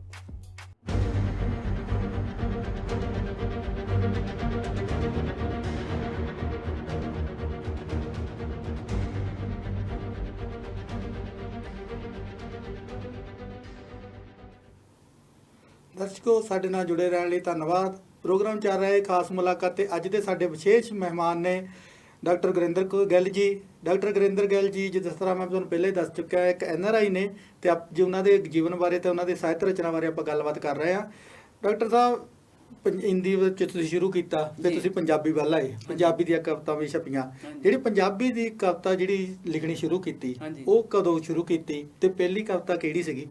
ਓਕੇ, ਮੈਂ ਹਿੰਦੀ ਚ ਲਿਖਦੀ ਸੀ ਤੇ ਮੈਨੂੰ ਤਾਨਾ ਹੀ ਕਹਿ ਲਓ, ਕਿਸੇ ਨੇ ਤਾਨਾ ਮਾਰਿਆ ਕਿ ਤੁਸੀਂ ਪੰਜਾਬੀ ਜੇ, ਪਰ ਤੁਸੀਂ ਪੰਜਾਬੀ ਨੂੰ ਕਿਉਂ ਇਗਨੋਰ ਕਰਦੇ ਪਏ ਹੋ, ਪੰਜਾਬੀ ਚ ਕਿਉਂ ਨਹੀਂ ਲਿਖ ਰਹੇ? ਬਿਲਕੁਲ ਜੀ। ਤੇ ਮੈਨੂੰ ਕਿਹਾ ਕਿ ਲਿਖਿਆ ਹੋਇਆ ਹੈਗਾ ਆ, ਪਰ ਅਜੇ ਛਪੀਆਂ ਨਹੀਂ ਆ।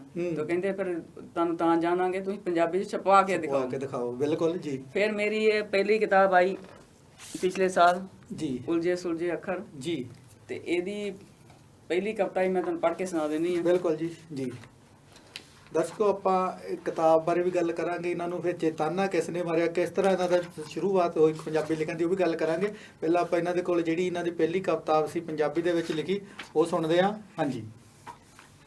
ਉਲਝੇ ਸੁਲਝੇ ਅੱਖਰ ਸਿਰ ਤੇ ਚੱਦਰ ਵਾਂਗ। ਕੀ ਬਾਤ ਹੈ ਜੀ। ਉਲਝੇ ਸੁਲਝੇ ਅੱਖਰ ਸਿਰ ਤੇ ਚੱਦਰ ਵਾਂਗ, ਇਹਦਾ ਟਾਈਟਲ ਆ ਜੀ। ਯਾਰੀ ਅੱਖਰਾਂ ਨਾਲ ਜਦ ਲਾਈ, ਵੱਜਣ ਲੱਗੇ ਝਾਂਜਰ ਵਾਂਗ ਜੀ। ਗੱਲ ਬੱਕੜੀ ਜਦ ਪਾਈ, ਚੱਲਣ ਲੱਗੇ ਨਾਲ ਮੇਰੇ ਟੱਬਰ ਵਾਂਗ। ਕੀ ਬਾਤ ਹੈ ਜੀ, ਕੀ ਬਾਤ ਹੈ। Thank you. ਜੀ ਕੋਈ ਰਾਹ ਨਵੇਂ ਮੈਨੂੰ ਦੱਸਦੇ ਨੇ, ਨਾਲ ਮੇਰੇ ਹੱਸ ਕੇ ਚੱਲਦੇ ਨੇ, ਜੀ ਕਦੇ ਮਾਰੋ ਡਾਰੀ ਅੰਬਰੀ ਉੱਡਣ, ਇੱਕ ਸਦਰੀ ਇੱਕ ਸੁਹਾਨੀ ਸੱਦਰ ਵਾਂਗ। ਕੀ ਬਾਤ ਹੈ ਜੀ। ਪਰ ਪਰ ਬੁੱਕ ਅੱਖਰਾਂ ਦੇ, ਮੋਤੀ ਮੈਨੂੰ ਕੁਦਰਤ ਹੈ ਰਹੀ ਵੰਡਦੀ, ਕਦੇ ਸੁੱਤੇ ਦਰਦ ਜਗਾਉਣ, ਕਦੇ ਮੱਚੜ ਕਿਸੇ ਪਾਂਬੜ ਵਾਂਗ। ਕੀ ਬਾਤ ਹੈ ਜੀ, ਬਹੁਤ ਅੱਛੇ। Thank you. ਬਾਂਦੇ ਜਾਨ ਨਿਸ਼ਾਨੀ ਮੇਰੀ, ਕਰਨ ਨਾ ਦੇਣ ਮੈਨੂੰ ਤੇਰੀ ਮੇਰੀ, ਜੀ ਨਜ਼ਮ ਹਿਸਾਬ ਵਜ਼ਨ ਦੇਵਨ, ਕਦੇ ਰਹਿਣ ਚੁੱਪ ਪੱਥਰ ਵਾਂਗ। ਜੀ ਇਹ ਮੋਤੀ ਕਦੇ ਪਲਕੀ ਤੁਲਦੇ ਨੇ, ਪਰ ਹੁੰਦੇ ਬੜੇ ਮੁੱਲਦੇ ਨੇ। ਕੀ ਬਾਤ ਹੈ ਜੀ, ਬਹੁਤ ਵਧੀਆ। ਵਿੱਚ ਖਜ਼ਾਨ ਦੇ ਟਾਵੇਂ ਟਾਵੇਂ ਜੀ। ਫੁੱਲਦੇ ਨੇ, ਜੀ। ਭਾਵੇਂ ਦਿਸਣ ਸੁੱਕੇ ਪੱਥਰ ਵਾਂਗ। ਕੀ ਬਾਤ ਹੈ, ਕੀ ਬਾਤ ਹੈ, ਬਹੁਤ ਅੱਛੇ ਜੀ। ਸ਼ੁਕਰੀਆ ਜੀ ਕਤਰਾ ਇਹ ਦਰਿਆ ਕਦੇ, ਜੀ। ਉੱਚਾ ਇਹ ਖਾਰ ਕਦੇ, ਜੀ ਸ਼ਹਿਦ ਜ਼ਹਿਰ ਕਦੇ, ਜੀ ਇਹ ਲੱਖ ਅੱਖਰ ਨੇ ਲਿਖਾਂ ਕੀ ਨਾ ਲਿਖਾਂ, ਜੀ ਕਦੇ ਦਿਸਦੇ ਕਲਰ ਵਾਂਗ। ਕੀ ਬਾਤ ਹੈ ਜੀ। ਜੀ ਆਖਰੀ ਜੀ ਆਖਰੀ ਅੰਦਰ ਮੇਰੇ ਬਾਗ ਸੁਖਨ ਦੇ ਲੱਗੇ, ਫੁੱਲ ਫਲ ਦੇਵਨ ਫੁੱਲ ਵੀ ਲੱਗੇ, ਜੀ ਸ਼ੁਕਰ ਦੇਵਨ ਵਾਲੇ ਦਾ, ਜੀ ਉਲਝੇ ਸੁਲਝੇ ਅੱਖਰ ਨੇ ਜੀ। ਸਿਰ ਤੇ ਚੱਦਰ ਵਾਂਗ, ਜੀ ਉਲਝੇ ਸੁਲਝੇ ਅੱਖਰ ਨੇ ਸਿਰ ਤੇ ਚੱਦਰ ਵਾਂਗ। ਜੀ ਇਹ ਮੇਰੀ ਪਹਿਲੀ ਕਵਿਤਾ ਸੀ ਤੇ ਫਿਰ ਮੈਂ ਇਹਦਾ ਟਾਈਟਲ ਵੀ ਉਹੀ ਰੱਖ ਦਿੱਤਾ ਕਿ ਚਲੋ ਵੀ ਉਲਝੇ ਸੁਲਝੇ ਅੱਖਰ ਹੀ ਰਹਿਣ ਦਿਓ। ਜੀ ਉਹ ਤੇ ਇਹ- ਜਿਹੜਾ ਕਿਤਾਬ ਦਾ ਨਾਮ ਵੀ ਉਲਝੇ ਸੁਲਝੇ ਹਾਂਜੀ, ਅੱਖਰ ਉਲਝੇ ਰੱਖਤਾ, ਸੁਲਝੇ ਜਿਹੜੀ ਅੱਖਰ ਪੰਜਾਬੀ ਦੀ ਲਿਖੀ ਹੋਈ ਤਾਂ ਹਾਂਜੀ, ਪਹਿਲੀ ਪੰਜਾਬੀ ਕਵਿਤਾ ਦੀ, ਸੀਗੀ। ਹਾਂਜੀ। ਤੇ ਕਿਤਾਬ ਜਿਹੜੀ ਛਪੀ ਹੈ, ਜਦੋਂ ਪਹਿਲਾਂ ਤੁਸੀਂ ਸ਼ੁਰੂਆਤ ਕੀਤੀ, ਪਹਿਲਾਂ ਆਪਾਂ ਤਾਨੇ ਮੇਣੇ ਦੀ ਗੱਲ ਕਰਦੇ ਹਾਂਜੀ। ਹਾਂ ਕਿ ਉਹ ਤਾਨਾ ਮੇਣਾ ਮਾਰਨ ਵਾਲੇ ਰਿਕਾਰਡ ਸੀਗਾ ਚਾਹੇ ਕਿਸੇ ਸਭਾ ਦੇ ਵਿੱਚ ਸੀ, ਕਿਸ ਤਰ੍ਹਾਂ ਦਾ ਉਹ ਜਿਹੜੀ ਘਟਨਾ ਵਾਪਰੀ ਸੀ? ਅੱਛਾ ਜੀ, ਮੇਰੀ ਉਹ ਨਾ ਇੱਕ ਬੜੀ ਖਾਸ ਸਹੇਲੀ ਹੈ, ਉਹ ਵੀ ਜੀ। ਸਾਹਿਤਕਾਰ ਹੀ ਆ, ਜੀ ਤੇ ਮੈਂ ਉਦੋਂ ਨਾ ਇੰਗਲਿਸ਼ ਦੀ ਕਿਤਾਬ ਮੇਰੀ ਪੂਰੀ ਹੋ ਚੁੱਕੀ ਹੈ ਪਰ ਇਹ ਛਪੀ ਨਹੀਂ ਆ। ਜੀ ਤੇ ਐਦਾਂ ਹੀ ਫੋਨ ਤੇ ਗੱਲਾਂ ਹੋ ਰਹੀਆਂ, ਵੀਡੀਓ ਕਾਲ ਹੋ ਰਹੀ, ਤੇ ਮੈਨੂੰ ਕਹਿੰਦੀ ਆ ਕਿ ਵੀ ਕਿੰਨੀ ਨਾ ਇਨਸਾਫੀ ਆ। ਜੀ ਮੈਂ ਕਿਹਾ ਕਾਹਦੀ ਨਾ ਇਨਸਾਫੀ ਆ? ਹੂੰ। ਕਹਿੰਦੀ ਤੁਸੀਂ ਇੰਗਲਿਸ਼ ਜਿਹੜੀ ਤੁਹਾਡੀ ਮਾਂ ਬੋਲੀ ਨਹੀਂ ਆ, ਤੁਸੀਂ ਉਹਦੇ ਚ ਲਿਖਦੇ ਪਏ ਹੋ। ਬਿਲਕੁਲ ਹਿੰਦੀ ਚ ਤੁਸੀਂ 6 ਕਿਤਾਬਾਂ 7ਵੀਂ ਤੁਹਾਡੀ ਆਉਣ ਵਾਲੀ ਆ, ਹਾਂ। ਤੇ ਤੁਹਾਡੀ ਪੰਜਾਬੀ ਕਿੱਥੇ ਆ? ਜੀ ਜੀ ਬਿਲਕੁਲ। ਮੈਨੂੰ ਬੜੀ ਦਿਲ ਨੂੰ ਲੱਗੀ, ਕਚੋਟਿਆ ਜਿਸ ਤਰ੍ਹਾਂ ਕੋਈ ਕਚੋਟ ਦਿੰਦਾ। ਹੂੰ। ਮੈਂ ਕਿਹਾ ਵੀ ਲਿਖੀ ਹੋਈ ਹੈਗੀ ਆ, ਤੇ ਕਹਿੰਦੀ ਫਿਰ ਜਾਂ ਤੇ ਸੁਣਾਓ ਮੈਨੂੰ। ਜੀ। ਮੈਂ ਇਹਨੂੰ ਇੱਕ ਦੋ ਇਹੀ ਪਹਿਲੀ ਉਹਨੂੰ ਸੁਣਾਈ ਤੇ ਕਹਿੰਦੀ ਵੀ ਬਹੁਤ ਵਧੀਆ ਹੈ। ਹਾਲਾਂਕਿ ਉਹਨੂੰ ਪੰਜਾਬੀ ਜ਼ਿਆਦਾ ਆਉਂਦੀ ਨਹੀਂ ਆ, ਜੀ। ਪਰ ਉਹਨੇ ਸਮਝ ਲਈ। ਠੀਕ ਹੈ। ਕਹਿੰਦੀ ਇਹਦੀ ਨਾ ਕਿਤਾਬ ਛਪਾਓ, ਤੇ ਜਿਹੜਾ ਟਾਈਟਲ ਦਾ ਨਾਂ ਹੈ ਜੋਤੀ ਵਿਸ਼ਵਕਰਮਾ। ਜੀ ਤੇ ਉਹ ਆ ਜਿਹੜਾ ਕਵਰ ਪੇਜ ਬਣਾਇਆ ਨਾ, ਉਹਨਾਂ ਨੇ ਬਣਾਇਆ, ਉਹਨਾਂ ਦੀ ਦੇਣ। ਠੀਕ ਹੈ ਜੀ। ਦੂਸਰੇ ਦੀ ਵੀ ਉਹਦੀ ਦੇਣ ਆ, ਤੇ ਇਹ ਵੀ ਉਹਦੀ ਦੇਣ ਆ। ਜੀ ਤੇ ਉਹ ਉਹਨੇ ਆਰਟਿਸਟ ਨੇ ਨਹੀਂ, ਉਹ ਆਲ ਰਾਊਂਡਰ ਸਭ ਕੁਝ ਕਰ ਲੈਂਦੀ ਆ। ਠੀਕ ਹੈ, ਠੀਕ ਹੈ ਜੀ, ਕਹਿੰਦੀ ਠੀਕ ਫਿਰ ਇਹਦਾ ਜਿਹੜਾ ਟਾਈਟਲ ਬਣਾਉਣਾ ਜਾਂ ਜੋ ਵੀ ਬਣਾਉਣਾ ਆ ਉਹ- ਮੈਂ ਕਰਾਂਗੀ। ਠੀਕ ਹੈ ਜੀ। ਮੈਂ ਕਿਹਾ ਚਲੋ ਕਰੋ। ਕਹਿੰਦੀ ਤੁਹਾਡੇ ਕੋਲ ਕਿਤਾਬ ਪੂਰੀ ਆ? ਮੈਂ ਕਿਹਾ ਪੂਰੀ ਕਹਿੰਦੀ ਫਿਰ ਛਪਾਓ, ਤੇ ਮੈਂ ਉਹਨੇ ਫਿਰ ਟਾਈਟਲ ਬਣਾ ਕੇ ਭੇਜਿਆ, ਕੀ ਬਾਤ ਹੈ ਜੋ ਕਿ ਜੀ। ਬਹੁਤ ਵਧੀਆ ਵੀ ਲੱਗਾ, ਕਾਫੀ ਲੋਕਾਂ ਨੂੰ Attractive ਹੈ, ਪਸੰਦ ਹਾਂਜੀ, ਵੈਰੀ ਸੋਹਣਾ ਅਟਰੈਕਟਿਵ ਵੀ ਵਧੀਆ ਆ। ਜੀ, ਬਿਲਕੁਲ ਜੀ, ਬਹੁਤ ਵਧੀਆ ਹੈ। ਜਿਹੜਾ ਦੂਸਰਾ ਵੀ ਆ, ਇਹ ਵੀ ਉਹਨਾਂ ਦੀ ਦੇਣ। ਜੀ ਇਹ ਵੀ ਬਹੁਤ ਸੋਹਣਾ ਜਿਹੜਾ ਹਾਂਜੀ ਟਾਈਟਲ ਆ, ਤੇ ਜਿਹੜਾ ਨਾਮ ਵੀ ਬਹੁਤ ਸੋਹਣਾ ਕਿਤਾਬ ਦਾ ਇਹਦਾ ਨਾਮ ਵੀ। ਮੈਂ ਹੀ ਰੱਖਿਆ ਹੈ। ਜੀ ਇਹਦੇ ਵਿੱਚ ਵੀ ਆਪਾਂ ਤੁਹਾਡੇ ਕੋਲ ਕਵਿਤਾਵਾਂ ਹਾਂਜੀ, ਸੁਣਾਂਗੇ। ਜ਼ਰੂਰ, ਜ਼ਰੂਰ। ਤੇ ਇਸ ਦੇ ਨਾਲ ਹੀ ਗੱਲ ਤਾਂ ਮੇਰੇ ਸਵਾਲ ਵੀ ਮਨ ਦੇ ਵਿੱਚ ਇੱਕ ਆਉਂਦਾ ਸੀ, ਜਦੋਂ ਤੁਹਾਡੀ ਜਿਹੜੀ ਪੜ੍ਹਾਈ ਵੀ ਸਰਕਾਰੀ ਸਕੂਲਾਂ 'ਚ ਹੋਈ, ਜੀ। ਪੰਜਾਬੀ ਦੇ ਨਾਲ ਸੰਬੰਧਿਤ ਸੀਗੇ, ਪਰਿਵਾਰ ਵੀ ਪੰਜਾਬੀ ਦੇ ਨਾਲ ਸੰਬੰਧਿਤ ਸੀ, ਹਾਂਜੀ। ਹਿੰਦੀ ਵੱਲ ਸ਼ੁਰੂਆਤ ਜਿਹੜੀ ਕਵਿਤਾ ਹਿੰਦੀ ਦੀ ਸ਼ੁਰੂ ਹੋ ਗਈ ਲਿਖਣੀ, ਜਦ ਕਿ ਹੋਣੀ ਪੰਜਾਬੀ ਦੀ, ਇਹਦਾ ਕੀ ਕਾਰਨ ਬਣਿਆ? ਕਾਰਨ ਸੀਗਾ ਜਦੋਂ ਮੈਂ ਛੋਟੇ ਹੁੰਦੇ ਪੜ੍ਹਦੀ ਸੀਗੀ, ਜੀ। ਜ਼ਿਆਦਾ ਉਰਦੂ ਦੀਆਂ ਹੁੰਦੀਆਂ ਸੀਗੀਆਂ। ਜੀ ਜੀ ਜੀ ਮੇਰੇ ਘਰ ਤੇ ਉਹ ਉਰਦੂ ਪੜ੍ਹ ਵੀ ਲੈਂਦੇ ਸੀ ਉਸ ਵੇਲੇ 'ਚ। ਹੂੰ ਮੇਰੇ ਦਾਦਾ ਜੀ ਪੜ੍ਹ ਲੈਂਦੇ ਸੀ, ਮੇਰੀ ਮਾਸੀ ਪੜ੍ਹ ਲੈਂਦੀ ਸੀ, ਪਰ ਮੈਨੂੰ ਉਰਦੂ ਨਹੀਂ ਪੜ੍ਹਨਾ ਆਉਂਦਾ ਸੀ, ਤੇ ਉਹਦੇ ਵਾਸਤੇ ਉਹ ਲੈ ਕੇ ਆਉਂਦੇ ਹੁੰਦੇ ਸੀ ਜਿਹੜੀਆਂ ਹਿੰਦੀ 'ਚ ਲਿਖੀਆਂ ਪਰ ਉਰਦੂ ਦੀਆਂ ਜਿਹੜੀਆਂ ਤਰਜਮਾ ਕੀਤਾ ਤਰਜਮਾ ਕਿਤਾਬਾਂ। ਕੀਤਾ ਹੋਇਆ। ਹਾਂਜੀ ਜੀ। ਤੇ ਉਹ ਜਦੋਂ ਉਹ ਆਪਾਂ ਇੱਕ ਕਿਸੇ ਚੀਜ਼ ਨੂੰ ਪੜ੍ਹਦੇ ਆ, ਤੇ ਉਹ ਇੱਕ ਛਾਪ ਜੀ ਆਪਣੇ ਮਨ 'ਚ ਰਹਿ ਜਾਂਦੀ ਆ, ਤੇ ਬਿਲਕੁਲ ਆਪਾਂ ਫਿਰ ਜਦੋਂ ਲਿਖਣਾ ਸ਼ੁਰੂ ਕਰਦੇ ਆ, ਤੇ ਕਿਸੇ ਜੀ। ਨਾ ਕਿਸੇ ਦੀ ਜਾਂ ਤੇ ਨਕਲ ਹੁੰਦੀ ਆ। ਮੇਰੇ ਬਿਲਕੁਲ। ਦਾਦਾ ਜੀ ਕਹਿੰਦੇ ਜਾਂ ਨਕਲ ਜਾਂ ਅਕਲ। ਅਕਲ, ਜੀ, ਤੇ ਨਕਲ ਇਸ ਕਰਕੇ ਆਪਾਂ ਕਰਦੇ ਸੀ ਵੀ ਉਹਨਾਂ ਨੇ ਹਿੰਦੀ 'ਚ ਲਿਖੀ ਤੇ ਆਪਾਂ ਹਿੰਦੀ 'ਚ ਲਿਖੀਏ। ਜੀ ਜੀ। ਤੇ ਇਹ ਸ਼ੁਰੂਆਤ ਉੱਥੋਂ ਹੋਈ।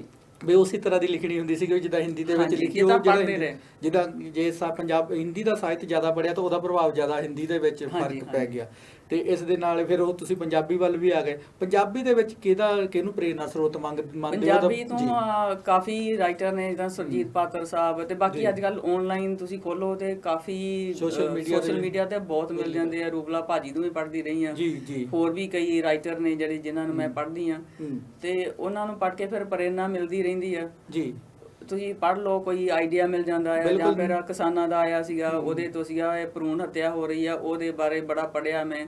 ਜੀ। ਔਰਤ ਨੂੰ ਹੱਕ ਨਹੀਂ ਦਿੱਤੇ ਜਾਂਦੇ, ਉਹਦੇ ਬਾਰੇ ਪੜ੍ਹਿਆ ਵੀ ਤੇ ਲਿਖਿਆ ਵੀ। ਜੀ। ਤੇ ਇਹਦੇ ਨਾਲ ਆਪਾਂ ਵਿਸ਼ਿਆਂ ਬਾਰੇ ਵੀ ਤੁਹਾਡੇ ਨਾਲ ਦੀ ਨਾਲ ਗੱਲ ਕਰ ਲੈਂਦੇ, ਜਿਹੜੇ ਕਵਿਤਾ ਦੇ ਕਿਹੜੇ ਵਿਸ਼ੇ ਆ ਕਿ ਜਿਹੜੇ ਤੁਸੀਂ ਛੋਏ ਆ ਹੁਣ ਤੱਕ? ਮੈਂ ਤਕਰੀਬਨ ਸਾਰੇ ਵਿਸ਼ਿਆਂ ਤੇ ਲਿਖਿਆ ਹੋਇਆ ਆ। ਜੀ।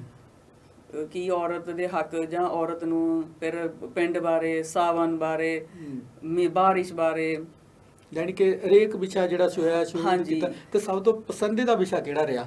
ਸਭ ਤੋਂ ਪਸੰਦੀਦਾ ਵਿਸ਼ਾ ਮੇਰਾ ਆ ਬਈ ਔਰਤ ਬਾਰੇ ਲਿਖਾਂ ਤੇ ਔਰਤ ਦੇ ਹੱਕਾਂ ਬਾਰੇ ਮੈਂ ਲਿਖਾਂ ਜੀ, ਜਾਗਰੂਕ ਕਰ ਲਈ ਤੇ ਉਹਦੇ ਨਾਲ ਸੰਬੰਧਿਤ ਕੋਈ ਔਰਤ ਦੇ ਨਾਲ ਕਵਿਤਾ ਲਿਖੀ ਹੋਵੇ ਆਪਾਂ ਉਹ ਸਾਂਝੀ ਕਰਦੇ ਹਾਂ ਜੀ ਦਰਸ਼ਕਾਂ ਨਾਲ ਜੀ ਕਰਕੇ। ਇੱਕ ਮਿੰਟ ਆਪਾਂ ਡਾਕਟਰ ਗੁਰਿੰਦਰ ਜੀ ਹੁਣਾਂ ਦੇ ਕੋਲੋਂ ਆਪਾਂ ਜਿਹੜੀ ਔਰਤ ਦੇ ਨਾਲ ਵਿਸ਼ੇ ਨਾਲ ਸੰਬੰਧਿਤ ਜਿਹੜੀ ਕਵਿਤਾ ਸੁਣਾਉਂਦੇ ਹੁਣ ਆਪਾਂ ਸੁਣਾਂਗੇ ਨਾ, ਕੋਈ ਵੱਖ-ਵੱਖ ਵਿਸ਼ਿਆਂ ਤੇ ਹੱਥ ਅਜਮਾਈ ਕੀਤੀ ਆ ਸਾਰੇ ਵਿਸ਼ੇ। ਇਹਨਾਂ ਦੀ ਜਿਹੜਾ ਆਪਣਾ ਪਸੰਦੀਦਾ ਵਿਸ਼ਾ ਔਰਤ ਦੀ ਜਿਹੜੀ ਸਸ਼ਕਤੀਕਰਨ ਦਾ ਹੈ ਤੇ ਉਹ ਆਪਾਂ ਇਹਨਾਂ ਦੇ ਕੋਲ ਕਵਿਤਾ ਸੁਣਦੇ ਆ ਜਿਹੜੀ ਆ ਜੀ ਔਰਤ ਦੇ ਹੱਕ ਜੀ। ਜਦ ਬਰਾਬਰੀ ਦੇਣੀ ਹੀ ਨਹੀਂ ਜੀ, ਜਦ ਬਰਾਬਰੀ ਦੇਣੀ ਹੀ ਨਹੀਂ ਫਿਰ ਔਰਤ ਦੇ ਹੱਕ ਦੀਆਂ ਖੋਖਲੀਆਂ ਗੱਲਾਂ ਹੈ ਕਿਉਂ ਕਰਦਾ ਕਰਦਾ ਹੈ ਇਹ ਕੁਐਸਚਨ ਮਾਰਕ ਹੈ ਜੀ। ਕੀ ਸਮਾਜਿਕ, ਆਰਥਿਕ, ਧਾਰਮਿਕ, ਰਾਜਨੀਤਿਕ ਪ੍ਰਗਟਾ ਦੀ ਆਜ਼ਾਦੀ ਉਹਦੀ ਹੈ ਜਰਦਾ ਕੋਈ? ਕੀ ਬਾਤ, ਹਾਂ ਸਹੀ ਗੱਲ। ਜੇ ਉਹ ਕਰਦੀ ਹੈ ਕਿਸੇ ਪਾਸੇ ਚ ਆਉਂਦੀ ਆ ਤੇ ਫਿਰ ਵੀ ਜਰਿਆ ਨਹੀਂ ਜਾਂਦਾ ਬਿਲਕੁਲ ਜੀ। ਸੁਕਨੇ ਪੈ ਜਾਨ ਵੇਖ, ਜਾਰੀ ਕੀਤੇ ਬੇਤੁਕੇ ਫਰਮਾਨ ਵੇਖ, ਆਜ਼ਾਦੀ ਕਰੇ ਕੁਰਬਾਨ ਨਾ ਘਰ ਬਾਹਰ ਦਾ ਨਾ ਕਰਦਾ ਕੋਈ। ਕੀ ਬਾਤ ਹੈ ਜੀ, ਕਿੰਨੀ ਕੁਰਬਾਨੀ ਕਰਦੀ ਹੈ ਪਰ ਕੋਈ ਜਰਦਾ ਉਹਨੂੰ, ਕੋਈ ਵੀ ਨਹੀਂ ਜਰਦਾ ਨਾ ਕਰਦਾ ਨਾ ਉਹਦਾ ਕੰਮ ਗਿਣਤੀ ਵਿੱਚ ਹੀ ਨਹੀਂ ਆਉਂਦਾ ਸਾਰਾ। ਹਾਂਜੀ, ਘਰ ਦਾ ਕੰਮ ਕਹਿੰਦੇ ਵਿਹਲੀ ਬੈਠੀ ਨਹੀਂ ਕਰਦੀ ਗਈ। ਬਿਲਕੁਲ ਜੀ ਬਿਲਕੁਲ, ਹਾਂ ਜੀ। ਦਹੇਜ ਪ੍ਰਥਾ, ਘਰੇਲੂ ਹਿੰਸਾ, ਸਰੀਰਕ ਮਾਨਸਿਕ ਸ਼ੋਸ਼ਣ, ਪਰਦਾ ਪ੍ਰਥਾ, ਦੇਵਦਾਸੀ ਜੀ, ਦੇਵੇ ਗੁੱਜਾ ਰੋਗ ਅੰਦਰ ਦਾ ਕੋਈ। ਕੀ ਬਾਤ ਹੈ ਜੀ, ਬਹੁਤ ਅੱਛੇ, ਬਹੁਤ ਵਧੀਆ। ਅੰਦਰ ਕੁੱਟਦੀ ਰਹਿੰਦੀ ਵਿਚਾਰੀ, ਬਿਲਕੁਲ ਜੀ, ਕਿਤੇ ਉਹ ਆਪਣਾ ਪ੍ਰਗਟਾ ਵੀ ਨਹੀਂ ਕਰ ਸਕਦੀ ਜੀ।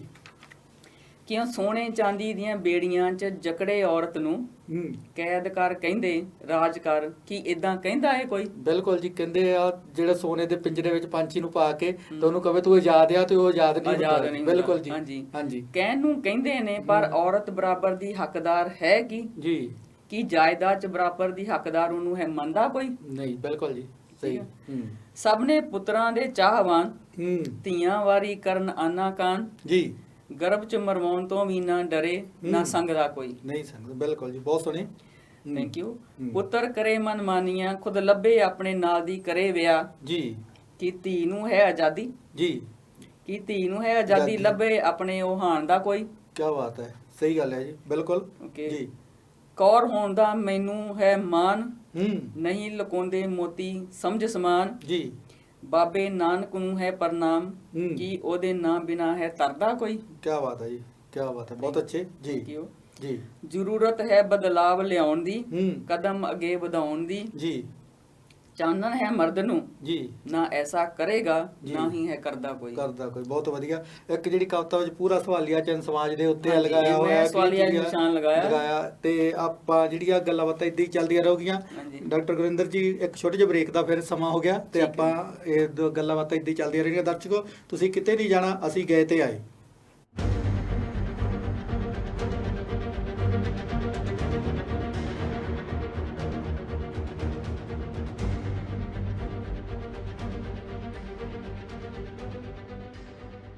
The Long Island Punjabi Circle present Free Vaisakhi Mela in Hicksville, New York. जी हाँ, free ਮੇਲਾ with free entry to bring our culture back. ਇਸ ਮੇਲੇ ਦੇ ਵਿੱਚ ਤੁਸੀਂ ਆਨੰਦ ਮਾਣ ਸਕਦੇ ਹੋ ਲਾਈਵ 뮤직 ਕਨਸਰਟ ਦਾ by one and only Golden Star Malkeet Singh.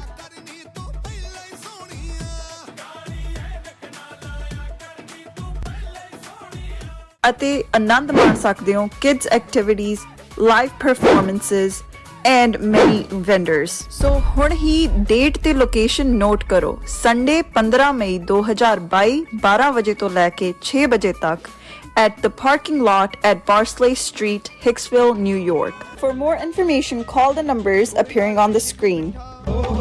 ਗੁੜ ਨਾਲੋਂ ਇਸ਼ਕ ਮਿੱਠਾ, ਰੱਬਾ ਲੱਗ ਨਾ ਕਿਸੇ ਨੂੰ ਜਾਵੇ ਹੋ, ਗੁੜ ਨਾਲੋਂ ਇਸ਼ਕ ਮਿੱਠਾ। ਇੰਡੀਅਨ, ਪਾਕਿਸਤਾਨੀ ਤੇ ਬੰਗਲਾਦੇਸ਼ੀ ਗਰੋਸਰੀ ਦਾ ਸਭ ਤੋਂ ਵੱਡਾ ਸਸਤਾ ਭੰਡਾਰ, ਆਪਣਾ ਬਾਜ਼ਾਰ ਕੈਸ਼ ਐਂਡ ਕੈਰੀ। ਭਾਰਤੀਆਂ ਦੇ ਗੜ ਐਡੀਸਨ ਵਿਖੇ ਤਾਜ਼ਾ ਸਬਜ਼ੀਆਂ ਤੇ ਗਰੋਸਰੀ ਤੋਂ ਇਲਾਵਾ ਹਰ ਵੇਲੇ ਨਾਲੋਂ ਨਾਲ ਰੋਟੀ, ਤਰ੍ਹਾਂ ਤਰ੍ਹਾਂ ਦੇ ਪਰੌਂਠੇ, ਸਮੋਸੇ, ਜਲੇਬੀਆਂ ਤੇ ਭਾਰਤੀਆਂ ਦੇ ਗਰਮਾ ਗਰਮ ਤਾਜ਼ਾ ਪਕਵਾਨ ਵੀ ਉਪਲਬਧ।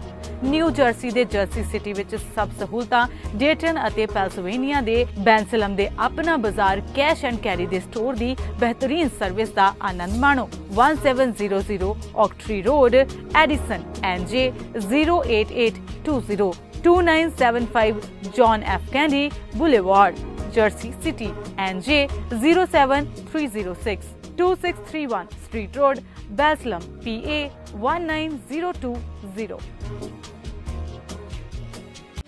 ਜੇ ਤੁਸੀਂ ਐਲਰਜੀ, ਐਸਥਮਾ, ਗੈਸਟ੍ਰਿਕ, ਹਾਰਟਬਰਨ, ਗਾਲ stone, kidney stone, diabetes, blood pressure, arthritis ਅਤੇ ਗੁਪਤ ਰੋਗਾਂ ਦਾ ਇਲਾਜ ਕਰਵਾ ਕੇ ਥੱਕ ਚੁੱਕੇ ਹੋ ਤੇ ਕਾਲ ਕਰੋ homeopathic consultant doctor Gurdeep Sandhu ਨੂੰ, ਜਿਨ੍ਹਾਂ ਦਾ 1973 ਤੋਂ ਮੈਡੀਕਲ ਕਾਲਜਾਂ ਵਿੱਚ ਪੜ੍ਹਾਉਣ ਦਾ ਪ੍ਰਿੰਸੀਪਲ, ਪ੍ਰੋਫੈਸਰ ਤੇ ਚੀਫ ਮੈਡੀਕਲ ਆਫੀਸਰ ਦੇ ਤੌਰ ਤੇ ਹੋਮਿਓਪੈਥਿਕ ਪ੍ਰੈਕਟਿਸ ਦਾ ਤਜਰਬਾ ਹੈ।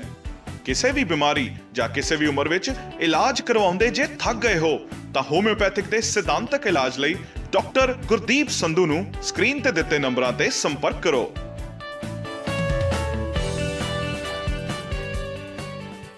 P&J Fuel Wholesaler of Gasoline and Diesel. We offer retail and wholesale, branded and unbranded fuel, serving New Jersey, New York, Pennsylvania, and Texas. Our services include station rebranding for many major gasoline brands at the most competitive prices. Our portfolio includes Exxon, Mobil, Shell, BP, and many more. To grow your business with us, please call 908-720-3032. P&J Fuel, fuel to take you further.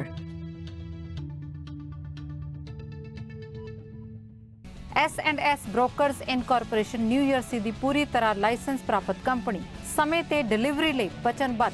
Company ਦਾ ਤਜਰਬਾ company ਨੂੰ ਬਾਕੀਆਂ ਤੋਂ ਅਲੱਗ ਕਰਦਾ ਹੈ। ਗ੍ਰਾਹਕਾਂ ਦੀ ਸਹੂਲਤ ਲਈ ਸ਼ਿਪਿੰਗ ਦਰ ਵਿੱਚ ਭਾਰੀ ਡਿਸਕਾਊਂਟ ਦਿੱਤਾ ਜਾਂਦਾ ਹੈ। ਕੰਪਨੀ ਦਾ ਮਿਸ਼ਨ ਪ੍ਰੀਮੀਅਮ ਟਰਾਂਸਪੋਰਟ ਸੇਵਾਵਾਂ ਪ੍ਰਦਾਨ ਕਰਨਾ।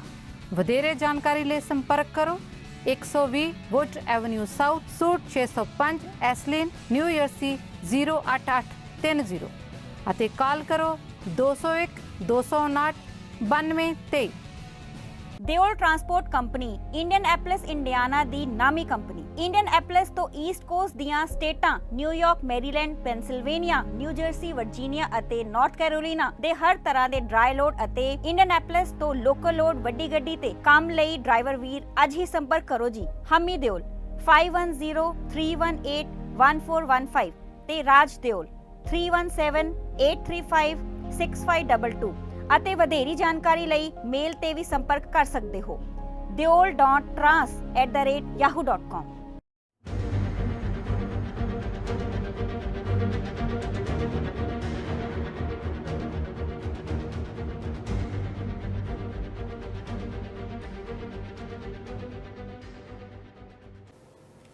ਦਰਸ਼ਕੋ, ਬਾਜ ਟੀਵੀ ਤੇ ਇੱਕ ਵਾਰੀ ਫਿਰ ਸਵਾਗਤ। ਜੁੜੇ ਰਹਿਣ ਲਈ ਧੰਨਵਾਦ। ਪ੍ਰੋਗਰਾਮ ਚੱਲ ਰਿਹਾ ਹੈ ਖਾਸ ਮੁਲਾਕਾਤ ਤੇ ਅੱਜ ਦੇ ਸਾਡੇ ਮਹਿਮਾਨ ਨੇ ਡਾਕਟਰ ਗੁਰਿੰਦਰ ਗਿੱਲ ਜੀ।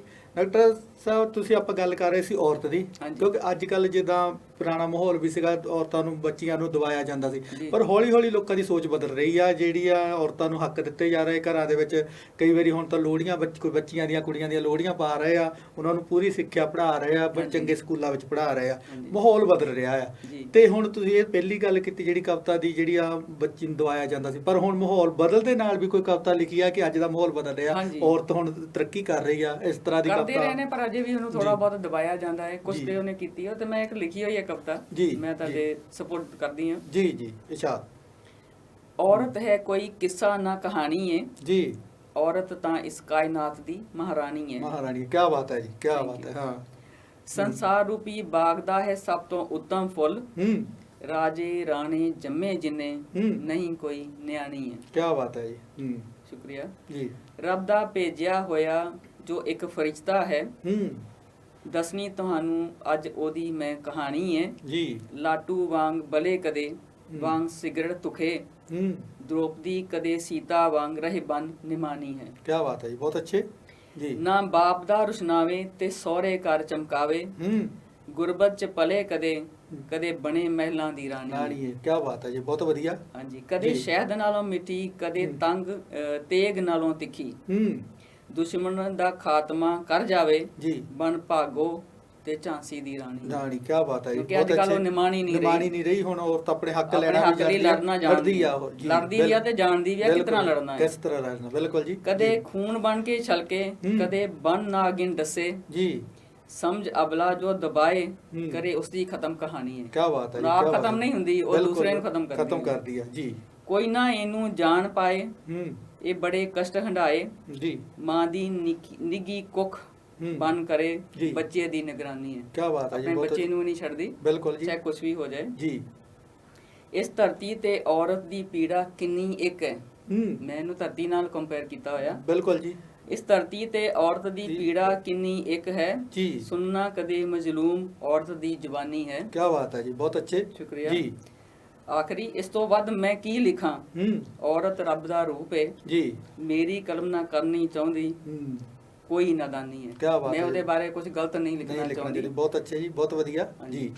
ਤੇ ਜਿਸ ਤਰ੍ਹਾਂ ਹੁਣ ਮਾਹੌਲ ਬਦਲਿਆ, ਤੁਸੀਂ ਇਹਦੀ ਵੀ ਕਵਿਤਾ ਲਿਖੀ ਹੈ ਤੇ ਬਹੁਤ ਅੱਛੇ ਆ, ਜਿਹੜੀ ਹੁਣ ਗਾਂ ਤੋਂ ਗਾਂ ਉਮੀਦ ਕਰਦੇ ਆ ਕਿ ਸਮਾਜ 'ਚ ਜਿਹੜਾ ਚੇਂਜ ਆਉਂਦੀ ਰਹੇਗੀ, ਬਦਲਦਾ ਰਹੇਗਾ ਤੇ ਔਰਤ ਨੂੰ ਉਹਦਾ ਬਣਦਾ ਹੱਕ ਮਿਲ ਵੀ ਰਿਹਾ ਹੈ ਤੇ ਹੋਰ ਜਿਹੜੇ ਉਹ ਆਪਣੇ ਮਿਲੇਗਾ ਜੀ। ਤੇ ਆਪਾਂ ਕਵਿਤਾ ਦੇ ਨਾਲ ਨਾਲ ਤੁਹਾਡੀਆਂ ਜਿਹੜੀਆਂ ਕਿਤਾਬਾਂ ਦੀ ਗੱਲ ਕਰਦੇ ਆ ਕਿ ਹੁਣ ਤੱਕ ਜਿਹੜੀਆਂ ਕਿੰਨੀਆਂ ਕਿਤਾਬਾਂ ਆ ਚੁੱਕੀਆਂ ਸਾਹਿਤ ਦੀ ਝੋਲੀ ਵਿੱਚ ਪਾ ਰਹੇ ਹੋ, ਵਿੱਚੇ ਪੰਜਾਬੀ ਤੇ ਹਿੰਦੀ ਦੀਆਂ ਤੇ ਜਿਹੜੀਆਂ ਆਉਣ ਵਾਲੀਆਂ ਕਿਤਾਬਾਂ ਵੀ? ਜਿਹੜੀਆਂ ਅੱਜ ਤੱਕ ਹਿੰਦੀ ਦੀਆਂ 6 ਕਿਤਾਬਾਂ ਆ ਚੁੱਕੀਆਂ ਨੇ ਜੀ। ਰਾਜੇ ਦਿਲ 2013 ਚ ਜੀ, ਤੇ 14 ਚ ਇਸ ਮੁਕਾਮ ਪਰ, ਫਿਰ ਨਗਮਾਏ ਜ਼ਿੰਦਗੀ ਜੀ, शब्दों का सफर जी, सीपियां एहसास की जी, ये 6 छप चुकियां ने जी जी। अजय एक छपन वाली है, उन्होंने को पई हुई है, अजय आई नहीं है। ठीक है जी। ਤੇ ਉਲਝੇ ਸੁਲਝੇ ਅੱਖਰ ਪੰਜਾਬੀ ਦੀ ਆ ਗਈ ਹੈ ਤੇ ਫਕੀਰੀ ਰਮਜ਼ਾਂ ਵੀ ਆ ਗਈ ਹੈ ਤੇ ਅੱਗੇ ਹੁਣ ਆ ਜਾਣੀ ਸ਼ਬਦਾਂ ਦੀ ਦਰਗਾਹ ਜੀ, ਨਵੀਂ ਜਿਹੜੀ ਕਿਤਾਬ, ਜਾਨੀ ਕਿ ਲਗਭਗ ਜਿਹੜੀਆਂ ਤੁਹਾਡੀਆਂ 9 ਦੇ ਲਾਗੇ ਛਾਗੇ ਕਿਤਾਬਾਂ ਜਿਹੜੀਆਂ ਪੰਜਾਬੀ ਸਾਹਿਤ ਨੂੰ ਤੇ ਹਿੰਦੀ ਤੇ ਪੰਜਾਬੀ ਦੇ ਵਿੱਚ ਜਿਹੜੀਆਂ ਦੇ ਰਹੇ ਹੋ। ਤੇ ਇੰਗਲਿਸ਼ ਦੀ ਕਿਤਾਬ ਵੀ ਤਿਆਰੀ ਕਰ ਰਹੇ ਹੋ? ਇੰਗਲਿਸ਼ ਦੀ ਕਿਤਾਬ ਦੀ ਤਿਆਰੀ ਹੋ ਚੁੱਕੀ ਆ, ਪਰ ਉਹ ਅਜੇ ਪਬਲਿਸ਼ਰ ਨਹੀਂ ਮਿਲ ਰਿਹਾ ਜੀ ਜੀ। ਜਿੱਦਣ ਮਿਲ ਜਾਏਗਾ ਤੇ ਉਦੋਂ ਮੈਂ ਤੁਹਾਨੂੰ ਜਾਨੀ ਕਿ ਕਿਤਾਬ ਦਾ ਖਰੜਾ ਜਿਹੜਾ ਤੁਹਾਡਾ ਉਹ ਤਿਆਰ ਆ ਕਰਕੇ।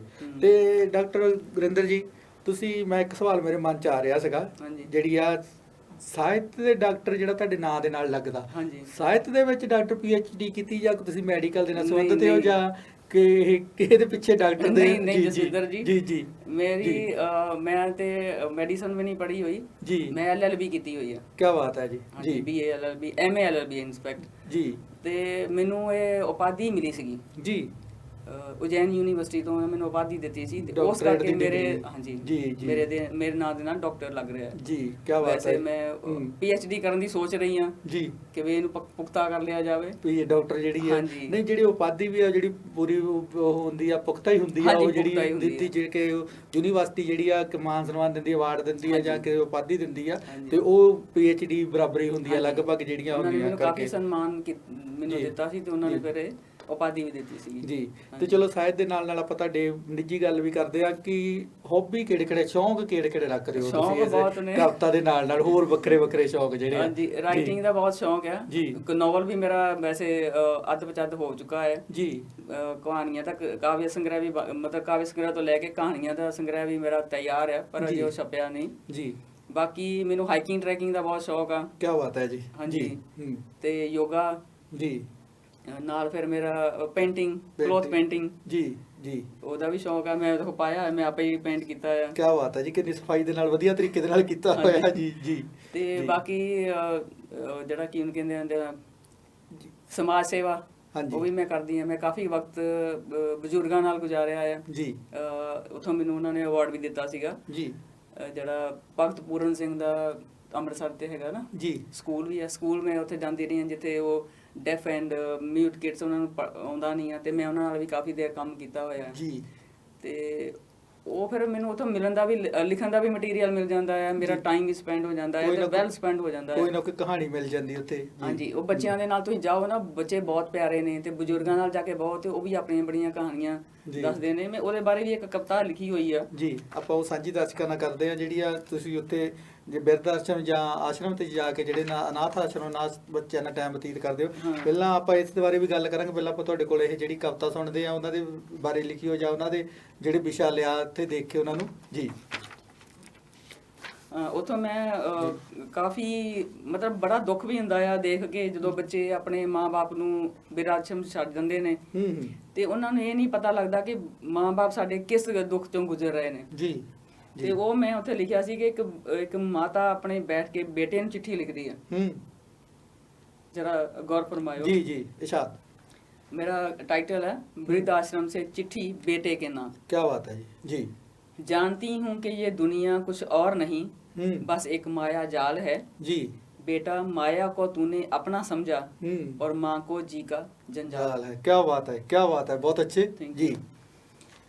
जरूरी तो नहीं जीने के लिए सहारा, हर किस्ती को किनारा मिले। जी दुनिया चाहे बहुत मतलबी है जी, पर मैं खुश हूँ यहाँ गली मेरी दाल है। क्या बात है। तू अपने घर नहीं रखा, मैं इथे रह रही हूँ, मैं खुश हूँ। जी जी बिल्कुल घर जैसा सन्नाटा नहीं है जी, पंछी करते रहते हैं शोर यहाँ, दर्द सुनती रहती हैं दीवारें भी जी, सुनने के लिए इन्हें मलाल नहीं है। क्या बात है, क्या बात है। घर तो कोई सुनता नहीं, बिल्कुल हाँ। दर्द लिखने के लिए हैं कागज के पन्ने और आंसू बन बैठे हैं स्याही जी, सन्नाटे बढ़ जाते हैं, अल्फाज शोर मचाने लगते हैं जी, शोर का यहाँ काल नहीं है। काल नहीं है। क्या बात है जी, क्या बात है जी। खुद कलामी तन्हाइयों से हो जाती है जी, पहरेदारी साया खूब निभाता है। क्या बात है जी। कोई दुख नहीं है, फूलों संग बतियाती हूँ जी, गुलाब तो है पर लाल नहीं है। क्या बात है, क्या बहुत अच्छे मतलब जी। फुल गुलाब दा हैगा पर मेरा बेटा नहीं है। बिल्कुल जी, बिल्कुल जी जी। कई माओं का चेहरा आज मुरझाया है, शायद बेटा उन्हें याद आया है जी, जिन्हें पाल पोस कर बड़ा किया, मिलने आया यहाँ आज वो लाल नहीं है। बिल्कुल क्या बात है जी, बहुत अच्छे। एक मां दे मन दी त्रास दी जेहड़ी आ मां दे दुखां ते आओ पेश तुसीं कविता विच कर रहे हो जी। रात आहिस्ता से गुजरती है, चांद निकले तो गमगीन सा नजर आता है जी, सूरज जब आता है तो सुबह चहकती नहीं है जी। बहुत अच्छे जी। अच्छा किसी का भी हाल नहीं है। क्या बात है। रहंदे हैं उथे पर दिलों सारे उदास ही हैं जी। हाँ जी। रूह के अजार हैं, अजार में रोग जी, रूह के अजार हैं, जिस्म को कोई अजार नहीं है जी, यहाँ कोई बीमार नहीं है जी। रोग दिल नूं लगा है पर शरीर बीमार नहीं है जी जी।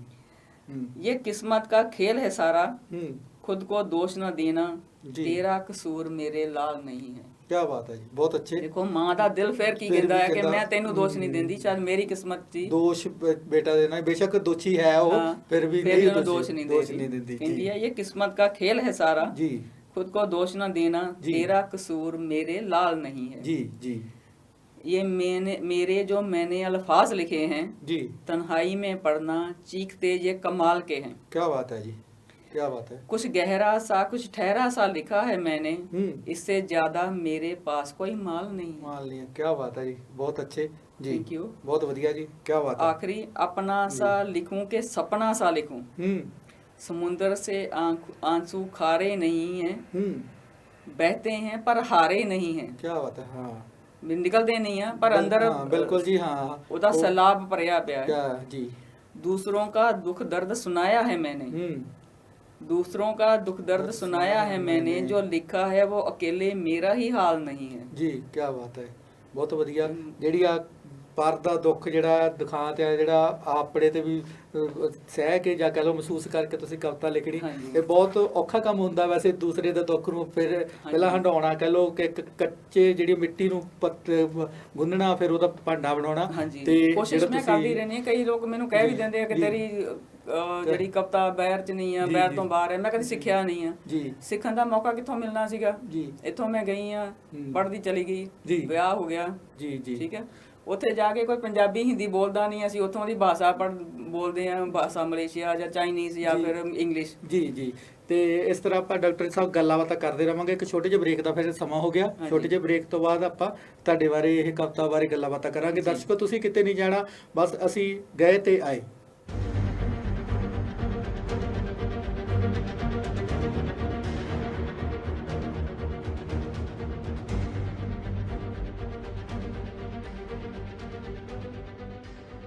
ਪੰਜਾਬੀਆਂ ਦੇ ਦਿਲ ਸਟਾਕਟਨ ਵਿਖੇ ਟਰੱਕ ਡਰਾਈਵਰ ਭਰਾਵਾਂ ਲਈ ਸਹੂਲਤਾਂ ਭਰਿਆ ਵੈਨਕੋ ਟਰੱਕ ਐਂਡ ਆਟੋ ਪਲਾਜ਼ਾ, ਜਿੱਥੇ ਟਰੱਕ ਡਰਾਈਵਰ ਵੀਰਾਂ ਲਈ ਸਸਤੇ ਅਤੇ ਭਰੋਸੇਮੰਦ ਰੇਟ ਤੇ ਡੀਜ਼ਲ ਅਤੇ ਹੋਰ ਸਮਾਨ 24 ਘੰਟੇ ਉਪਲਬਧ ਹੈ। ਟਰੱਕਾਂ ਨੂੰ ਪਾਰਕ ਕਰਨ ਤੇ ਡਰਾਈਵਰ ਵੀਰਾਂ ਵਾਸਤੇ ਆਧੁਨਿਕ ਤੇ ਸਾਫ਼ ਸੁਥਰੇ ਸ਼ਾਵਰ, ਖਾਣ ਪੀਣ ਦੇ ਤਾਜ਼ੇ ਫੂਡ ਦੀ ਸੁਵਿਧਾ, ਹਾਈਵੇ ਦੇ ਚਾਰਟਰ ਵੇ ਐਗਜ਼ਿਟ ਦੇ ਐਨ ਉੱਪਰ। ਵਧੇਰੇ ਜਾਣਕਾਰੀ ਲਈ ਮਲਕੀਤ ਸਿੰਘ ਬੋਪਾਰਾਏ ਨੂੰ ਹੇਠ ਲਿਖੇ ਨੰਬਰ ਤੇ ਕਾਲ ਕਰੋ। ਹੁਣ ਟਰੱਕ ਚਲਾਉਣਾ ਸਿੱਖ ਕੇ ਕਰੋ ਕਮਾਈਆਂ। 2020 CDL driving school Fredericksburg Virginia ਵਿਖੇ, ਜਿੱਥੇ CDL ਕਲਾਸ A, B ਤੇ P ਦੀ training, cars, buses, box truck, commercial tractor trailer ਵੀ ਚਲਾਉਣੇ ਸਿਖਾਏ ਜਾਂਦੇ ਨੇ। ਇੱਥੇ ਨਾ ਸਿਰਫ ਪੰਜਾਬੀ, ਹਿੰਦੀ, ਅੰਗਰੇਜ਼ੀ, ਉਰਦੂ ਤੇ ਸਪੈਨਿਸ਼ ਵਿੱਚ ਗੱਲਬਾਤ ਕਰਨ ਦੀ ਸਹੂਲਤ ਹੈ, ਸਗੋਂ ਰਿਹਾਇਸ਼ ਦਾ ਵੀ ਪ੍ਰਬੰਧ ਹੈ। ਅੱਜ ਹੀ ਸੰਪਰਕ ਕਰੋ ਸਨੀ ਨੂੰ 540 656 0985 ਤੇ। ਈਸਟ ਕੋਸਟ ਦੀ ਸ਼ਾਨਦਾਰ trucking company Tibbi express inc New Jersey, Pennsylvania, Ohio, Indiana, Kentucky ਵਾਸਤੇ ਪੱਕੇ ਅਤੇ back and forth load dedicated run and hookup drop ਦੀ ਸੁਵਿਧਾ। ਨਵੇਂ ਟਰੱਕ ਅਤੇ ਡਰਾਈਵਰਾਂ ਨੂੰ ਵਧੀਆ ਰੇਟ। 6 ਮਹੀਨੇ ਬਾਅਦ ਡਰਾਈਵਰ ਭਰਾਵਾਂ ਨੂੰ ਬੋਨਸ। ਸਵੇਰ ਤੋਂ ਸ਼ਾਮ ਤੱਕ ਲੋਕਲ ਕੰਮ ਕਰਨ ਵਾਲੇ ਡਰਾਈਵਰਾਂ ਵੀਰਾਂ ਨੂੰ $25 ਪ੍ਰਤੀ ਘੰਟਾ। New Jersey, Pennsylvania, Ohio, Indiana, Kentucky ਵਾਸਤੇ ਲੋਕਲ ਕੰਮ ਲਈ ਡਰਾਈਵਰ ਵੀਰ ਸੰਪਰਕ ਕਰੋ। ਕਾਲ happy Tibbi 6099474777। ਮੈਟਾਵਨ day care centre ਇੱਕ ਮੈਡੀਕਲ ਡੇ ਕੇਅਰ ਪ੍ਰੋਗਰਾਮ ਹੈ ਜੋ ਮੈਟਾਵਨ ਅਤੇ ਆਸ-ਪਾਸ ਦੇ ਖੇਤਰਾਂ ਦੀ ਸੇਵਾ ਕਰਦਾ ਹੈ। ਇੱਥੇ ਲਾਇਸੈਂਸਸ਼ੁਦਾ ਨਰਸਿੰਗ ਕਰਮਚਾਰੀ, ਲਾਇਸੈਂਸਸ਼ੁਦਾ ਸੋਸ਼ਲ ਵਰਕਰ, ਪ੍ਰਮਾਣਿਤ ਡਾਈਟੀਸ਼ੀਅਨ, ਗਤੀਵਿਧੀਆਂ ਦੇ ਨਿਰਦੇਸ਼ਕ ਤੁਹਾਡੀ ਸਿਹਤ ਸਥਿਤੀਆਂ ਦੀ ਨਿਗਰਾਨੀ, ਸਰੀਰਕ ਅਤੇ ਕਿੱਤਾ-ਮੁਖੀ ਥੈਰੇਪੀ ਦਾ ਤਾਲਮੇਲ, ਗਰੁੱਪ ਐਕਟੀਵਿਟੀ, ਐਕਸਰਸਾਈਜ਼, ਆਰਟ ਅਤੇ ਹੋਰ ਵੀ ਬਹੁਤ ਕੁਝ। ਤੁਹਾਡੇ ਬਲੱਡ ਸ਼ੂਗਰ, ਬਲੱਡ ਪ੍ਰੈਸ਼ਰ ਦੀ monitoring, door to door transportation ਦੀ ਸੁਵਿਧਾ ਦੇ ਨਾਲ ਗਰਮ ਤੇ ਪੌਸ਼ਟਿਕ ਨਾਸ਼ਤਾ ਤੇ ਲੰਚ ਵੀ ਮੁਹੱਈਆ ਕਰਵਾਇਆ ਜਾਂਦਾ ਹੈ। ਸਾਡਾ ਸਟਾਫ ਖਰੀਦਦਾਰੀ ਵਿੱਚ ਤੁਹਾਡੀ ਮਦਦ ਵੀ ਕਰ ਸਕਦਾ ਹੈ। ਸਾਡੇ ਨਾਲ ਹੇਠ ਲਿਖੇ ਪਤੇ ਤੇ ਸੰਪਰਕ ਕਰੋ।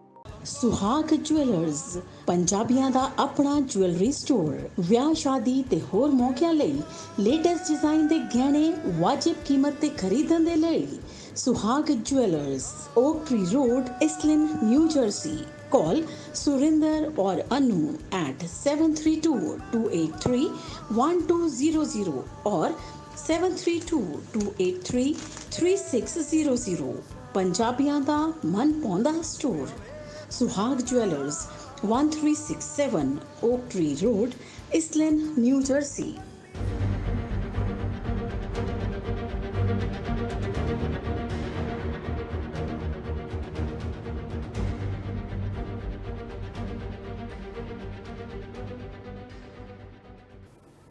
ਦਰਸ਼ਕੋ, ਬਾਜ ਟੀਵੀ ਨਾਲ ਜੁੜੇ ਰਹਿਣ ਲਈ ਸ਼ੁਕਰੀਆ। ਪ੍ਰੋਗਰਾਮ ਚੱਲ ਰਿਹਾ ਖਾਸ ਮੁਲਾਕਾਤ ਤੇ ਅੱਜ ਦੇ ਸਾਡੇ ਮਹਿਮਾਨ ਨੇ ਡਾਕਟਰ ਗੁਰਿੰਦਰ ਗਿੱਲ ਜੀ। ਗਿੱਲ ਜੀ, ਤੁਸੀਂ ਵੱਖ-ਵੱਖ ਵਿਸ਼ਿਆਂ ਤੇ ਲਿਖਿਆ ਜੀ। ਸਾਰੇ ਲਗਭਗ ਜਿਹੜੇ ਆ ਪੰਜਾਬੀ ਤਾਂ ਹਿੰਦੀ ਦੇ ਵਿੱਚ ਸਾਰੇ ਵਿਸ਼ਿਆਂ ਦੇ ਵਿੱਚ ਤੁਸੀਂ ਕਲਮ ਜਮਾਈ ਕੀਤੀ। ਹਾਂਜੀ। ਕੋਈ ਕਵਿਤਾ ਪੰਜਾਬੀ ਬੋਲੀ ਤੇ ਵੀ ਲਿਖੀ ਹੋਊਗੀ? ਆਪਾਂ ਹੁਣ ਦਰਸ਼ਕਾਂ ਨੂੰ ਉਹ ਸੁਣਨਾ ਚਾਹੁੰਦੇ ਅਸੀਂ ਤੁਹਾਡੇ ਕੋਲ ਜਿਹੜੀ ਪੰਜਾਬੀ ਬੋਲੀ ਤੇ ਲਿਖੀ ਆ, ਕਿਉਂਕਿ ਹਿੰਦੀ ਵਿੱਚ ਤੁਹਾਡਾ ਕੰਮ ਜ਼ਿਆਦਾ, ਪੰਜਾਬੀ ਵਿੱਚ ਘੱਟ ਆ। ਸਾਡਾ ਇਹ ਇਤਰਾਜ਼ ਵੀ ਆ। ਤੇ ਹੁਣ ਆਉਣ ਵਾਲੇ ਸਮੇਂ ਦੇ ਵਿੱਚ ਕਿਤਾਬਾਂ ਪੰਜਾਬੀ ਦੀਆਂ ਜ਼ਿਆਦੀਆਂ ਹੋਣੀਆਂ ਚਾਹੀਦੀਆਂ। ਜਦੋਂ ਅਗਲੀ ਮੁਲਾਕਾਤ ਤੁਹਾਡੀ ਆਊਗੀ, ਆਪਾਂ ਕਰਾਂਗੇ ਤੁਹਾਡੇ ਨਾਲ ਦਰਸ਼ਕਾਂ ਰੂਬਰੂ, ਤੁਹਾਡੇ ਨਾਲ ਇਸੇ ਬਰਾਬਰ ਘੱਟੋ ਘੱਟ ਬਰਾਬਰ ਦੀਆਂ ਕਿਤਾਬਾਂ ਜ਼ਰੂਰ ਹੋਣੀਆਂ ਚਾਹੀਦੀਆਂ। ਤੇ ਪੂਰੀ ਕੋਸ਼ਿਸ਼ ਰਹੇਗੀ ਕਿ ਇਹ ਤੋਂ ਵੱਧ ਹੀ ਹੋ ਜਾਣ ਜੀ। ਤੇ ਆਪਾਂ ਹੁਣ ਜਿਹੜੀ ਪੰਜਾਬੀ ਦੇ ਨਾਲ ਲਿਖੀ ਹੋਈ ਕਵਿਤਾ ਦਰਸ਼ਕਾਂ ਨਾਲ ਸਾਂਝੀ ਕਰਦੇ ਹਾਂ ਜੀ। ਮੇਰੀ ਜਿਹੜੀ ਨਵੀਂ ਕਿਤਾਬ ਆਈ ਆ ਜੀ, ਫਕੀਰੀ ਰਮਜ਼ਾਨ ਜਿਹਦੀ ਪਹਿਲੀ ਕਵਿਤਾ ਦੇਖੋ ਪਹਿਲੇ ਪੇਜ ਤੇ ਉਹਨਾਂ ਨੇ ਛਾਪੀ ਆ ਜੀ। ਇਹ ਮਾਂ ਬੋਲੀ ਪੰਜਾਬੀ ਬਾਰੇ ਹੈ ਜੀ ਜੀ ਜੀ। ਕੀ ਲਿਖਾਂ ਮਾਂ ਬੋਲੀ ਬਾਰੇ ਮੈਂ, ਇਹਦੀਆਂ ਸਿਫਤਾਂ ਨਾ ਥੋੜੀਆਂ ਜੀ। ਜੀ। ਮਾਂ ਕੁੱਖੋਂ ਜੰਮਿਆ, ਧਰਤੀ ਨੇ ਪਾਲਿਆ ਜੀ, ਮਾਂ ਬੋਲੀ ਦਿੱਤੀਆਂ ਲੋਰੀਆਂ ਜੀ। ਕੀ ਬਾਤ ਹੈ ਜੀ, ਬਹੁਤ ਵਧੀਆ। ਬਾਬੇ ਨਾਨਕ ਦੀ ਜਾਈ ਏ, ਬਾਬੇ ਨਾਨਕ ਦੀ ਜਾਈ ਏ, ਸ਼ਾਹੀ ਕਲਮ ਦੀ ਧਿਆਈ ਏ ਜੀ।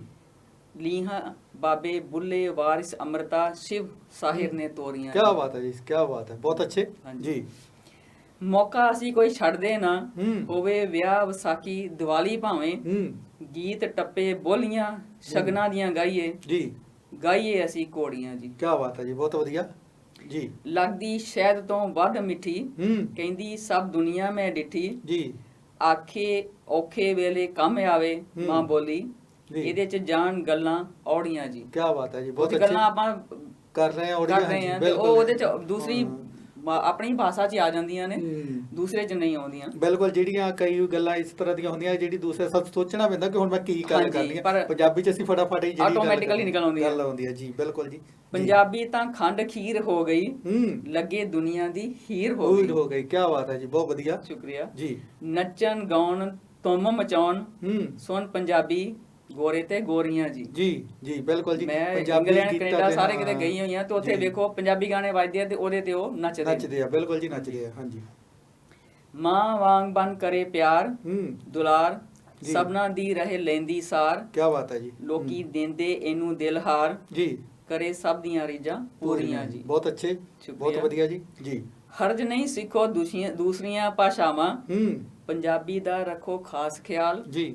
ਨਾ ਬਣੋ ਕਮਜ਼ੋਰ, ਮਾਂ ਬੋਲੀ ਹੀ ਹੈ ਜੀ ਜਿਹੜੀ ਕੁੱਟ ਖਵਾਵੇ ਚੂਰੀਆਂ। ਕੀ ਬਾਤ ਹੈ ਜੀ, ਬਹੁਤ ਅੱਛੇ। ਬਿਲਕੁਲ ਜੀ। ਜੀ।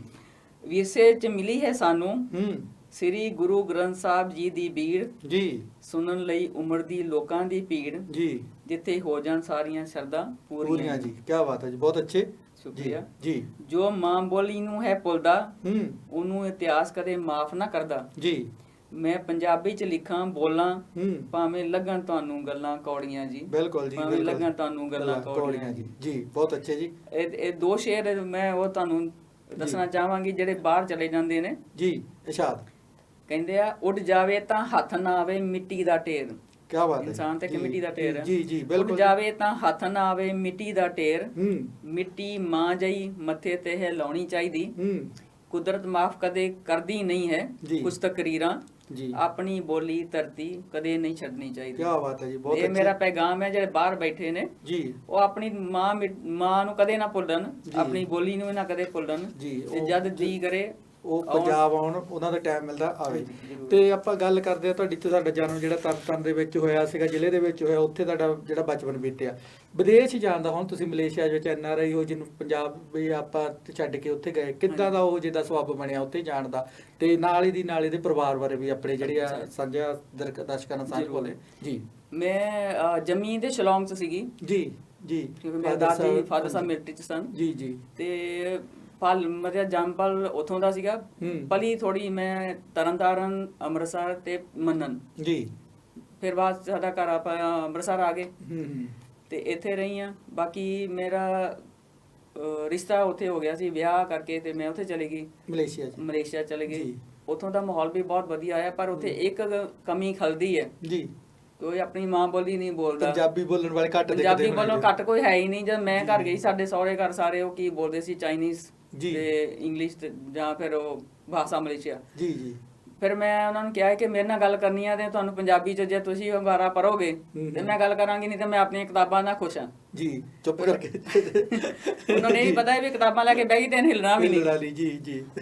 ਬਾਕੀ ਫਿਰ ਉਹਨਾਂ ਨੇ ਕਹਿਣਾ ਸ਼ੁਰੂ ਕਰਤਾ ਵੀ ਸਾਨੂੰ ਸਮਝ ਆਉਂਦੀ ਹੈ, ਪਰ ਅਸੀਂ ਬੋਲਣ ਚ ਅਸਮਰਥ ਹਾਂ ਤੇ ਸਾਨੂੰ ਤੁਸੀਂ ਦੱਸੋ। ਦਿੱਕਤ ਆਉਂਦੀ ਹੈ। ਹਾਂਜੀ, ਦਿੱਕਤ ਆਉਂਦੀ। ਫਿਰ ਮੈਂ ਉਹਨਾਂ ਨੂੰ ਬੁਲਾਉਣ ਮਤਲਬ ਗੱਲਾਂ ਕਰਨੀਆਂ ਸ਼ੁਰੂ ਕੀਤੀਆਂ। ਫਿਰ ਉਹਨਾਂ ਨੇ ਮੇਰੇ ਨਾਲ ਪੰਜਾਬੀ ਗੱਲਾਂ ਕਰਨੀਆਂ ਸ਼ੁਰੂ ਕੀਤੀਆਂ ਤੇ ਮੇਰੇ ਬੱਚਿਆਂ ਨੂੰ ਸਖਤ ਹਦਾਇਤ ਸੀਗੀ, ਮੇਰੇ ਨਾਲ ਜਦ ਵੀ ਗੱਲ ਕਰਨੀ ਆ ਪੰਜਾਬੀ ਚ ਕਰੋਗੇ ਜੀ, ਨਹੀਂ ਕਰੋਗੇ ਤੇ ਜਵਾਬ ਨਹੀਂ ਮਿਲੇਗਾ। ਠੀਕ ਹੈ ਜੀ। ਫਿਰ ਉਹਨਾਂ ਨੇ ਪੜ੍ਹਨੀ ਵੀ ਸਿੱਖੀ, ਪੰਜਾਬੀ ਪੜ੍ਹ ਲੈਂਦੇ ਨੇ ਜੀ। ਉਹਦੇ ਨਾਲ ਹੀ ਮਾਂ ਬੋਲੀ ਦੀ ਸੇਵਾ ਵੀ ਹੋ ਗਈ, ਪੰਜਾਬ ਦੇ ਨਾਲ ਜੁੜ ਗਏ ਉਹ। ਉੱਥੇ ਸਕੂਲ ਮਤਲਬ ਸਕੂਲ ਵੀ ਮੈਂ ਲਾਉਂਦੀ ਰਹੀ ਆ, ਗੁਰਦੁਆਰਾ ਸਾਹਿਬ ਜੀ ਸਾਡੇ ਉੱਥੇ ਲਾਦਾਤੂ ਮੈਂ ਜਿੱਥੇ ਰਹਿਣੀ ਸ਼ਹਿਰ ਦਾ ਨਾਂ ਆ, ਉੱਥੇ ਸਾਡੇ ਗੁਰਦੁਆਰਾ ਬਹੁਤ ਵੱਡਾ ਹੈ ਜੀ। ਉੱਥੇ ਅਸੀਂ ਪੰਜਾਬੀ ਦੀ ਕਿਤਾਬ ਵੀ ਲਾਉਂਦੇ ਰਹੇ ਆ। ਉੱਥੇ ਮਤਲਬ ਉਹਨਾਂ ਨੂੰ ਸਿਖਾਉਣ ਦੀ ਕੋਸ਼ਿਸ਼ ਕੀਤੀ, ਪਰ ਉਹ ਬੱਚੇ ਉੱਥੋਂ ਦੇ ਜੰਮਪਲ ਜਿਹੜੇ ਨੇ ਉਹ ਘੱਟ ਤਵੱਜੋ ਦਿੰਦੇ ਆ, ਉਹ ਆਪਣੀ ਭਾਸ਼ਾ 'ਚ ਲੱਗੇ ਰਹਿੰਦੇ ਆ। ਉਹ ਉਸ ਤਰ੍ਹਾਂ ਦਾ ਮਾਹੌਲ ਬਣ ਜਾਂਦਾ ਜਿਸ ਤਰ੍ਹਾਂ ਦਾ ਬੰਦਾ। ਠੀਕ ਹੈ ਜੀ। ਤੇ ਇਹਦੇ ਨਾਲ ਹੀ ਗੱਲਾਂ ਤਾਂ ਹੋਰ ਬਹੁਤ ਸਾਰੀਆਂ, ਇੱਕ ਐਪੀਸੋਡ ਹੋਰ ਬਣ ਸਕਦਾ, ਇੱਕ ਮੁਲਾਕਾਤ ਤੁਹਾਡਾ, ਪਰ ਸਾਡੇ ਕੋਲ ਸਮਾਂ ਬਹੁਤ ਘੱਟ ਆ ਤੇ ਆਪਾਂ ਹੁਣ ਇੱਥੇ ਹੀ ਸਮੇਟਦੇ ਆ।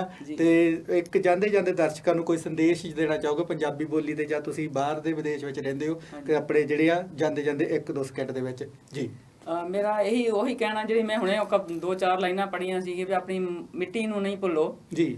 ਆਪਾਂ ਵੀ ਮਿੱਟੀ ਆ, ਮਿਲਣਾ ਉਸੇ ਜੀ ਆ, ਪਰ ਜੇ ਆਪਾਂ ਜਿੱਥੇ ਜਨਮ ਲਿਆ ਜੇ ਉਸ ਮਿੱਟੀ 'ਚ ਮਿਲੀਏ ਜੀ ਤੇ ਸਭ ਤੋਂ ਬਿਹਤਰ ਰਹੇਗਾ। ਬਾਕੀ ਜਿੱਥੇ ਆਪਾਂ ਰਹਿੰਦੇ ਆ ਉੱਥੇ ਆਪਾਂ ਨੂੰ ਉਹਨਾਂ ਦੇ ਨਾਲ ਵੀ ਜਿਹੜੀ ਆ ਨਿਭਾਉਣੀ ਪੈਂਦੀ ਆ ਤੇ ਨਿਭਾਉਣੀ ਚਾਹੀਦੀ ਵੀ ਆ, ਜਿੱਥੇ ਦਾ ਆਪਾਂ ਉੱਤੇ ਰਹਿੰਦੇ ਆ ਨੂਣ ਖਾਂਦੇ ਆ, ਆਪਾਂ ਨੂੰ ਹਰਾਮ ਨਹੀਂ ਕਰਨਾ ਚਾਹੀਦਾ, ਬਿਲਕੁਲ ਜੀ, ਪਰ ਉਸਦੇ ਨਾਲ ਆਪਣੀ ਪੰਜਾਬੀ ਬੋਲੀ ਨੂੰ ਵੀ ਪਿੱਠ ਨਹੀਂ ਦੇਣੀ ਚਾਹੀਦੀ। ਬਿਲਕੁਲ ਜੀ, ਜਦੋਂ ਵੀ ਟਾਈਮ ਲੱਗੇ, ਵਕਤ ਮਿਲੇ, ਉਹ ਪੰਜਾਬ ਚ ਆਓ, ਆਪਣੇ ਪਿੰਡਾਂ ਦੇ ਵਿੱਚ ਰਿਸ਼ਤੇਦਾਰਾਂ ਨਾਲ ਹੋਰ ਨਾਲ ਮਿਲੋ। ਤੇ ਤੁਸੀਂ ਡਾਕਟਰ ਗੁਰਿੰਦਰ ਜੀ ਸਾਡੇ ਸਟੂਡੀਓ ਚ ਆਏ, ਬਾਜ ਟੀਵੀ ਦੀ ਸਮੁੱਚੀ ਟੀਮ ਵੱਲੋਂ ਤੁਹਾਡਾ ਬਹੁਤ ਬਹੁਤ ਧੰਨਵਾਦ। ਮੇਰੇ ਵੱਲੋਂ ਵੀ ਤੁਹਾਨੂੰ ਬਹੁਤ ਬਹੁਤ ਧੰਨਵਾਦ ਜੀ। ਤੇ ਬਾਕੀ ਦਰਸ਼ਕਾਂ ਨੂੰ ਮੇਰਾ ਨਮਸਕਾਰ, ਸਤਿ ਸ੍ਰੀ ਅਕਾਲ ਜੀ। ਫਿਰ ਮਿਲਾਂਗੇ ਜੀ, ਜੈ ਹਿੰਦ ਜੀ। ਜਰੂਰ ਆਪਾਂ ਜਲਦੀ ਮਿਲਾਂਗੇ ਫਿਰ ਇੱਕ ਵਾਰੀ। ਫਿਰ ਦਰਸ਼ਕੋ ਹੁਣ ਦਿਓ ਇਜਾਜ਼ਤ, ਤੇ ਫਿਰ ਕੱਲ ਮਿਲਾਂਗੇ ਨਵੀਂ ਮੁਲਾਕਾਤ ਦੇ ਨਾਲ, ਨਵੇਂ ਚਿਹਰੇ ਦੇ ਨਾਲ। ਹੁਣ ਸਤਿ ਸ੍ਰੀ ਅਕਾਲ।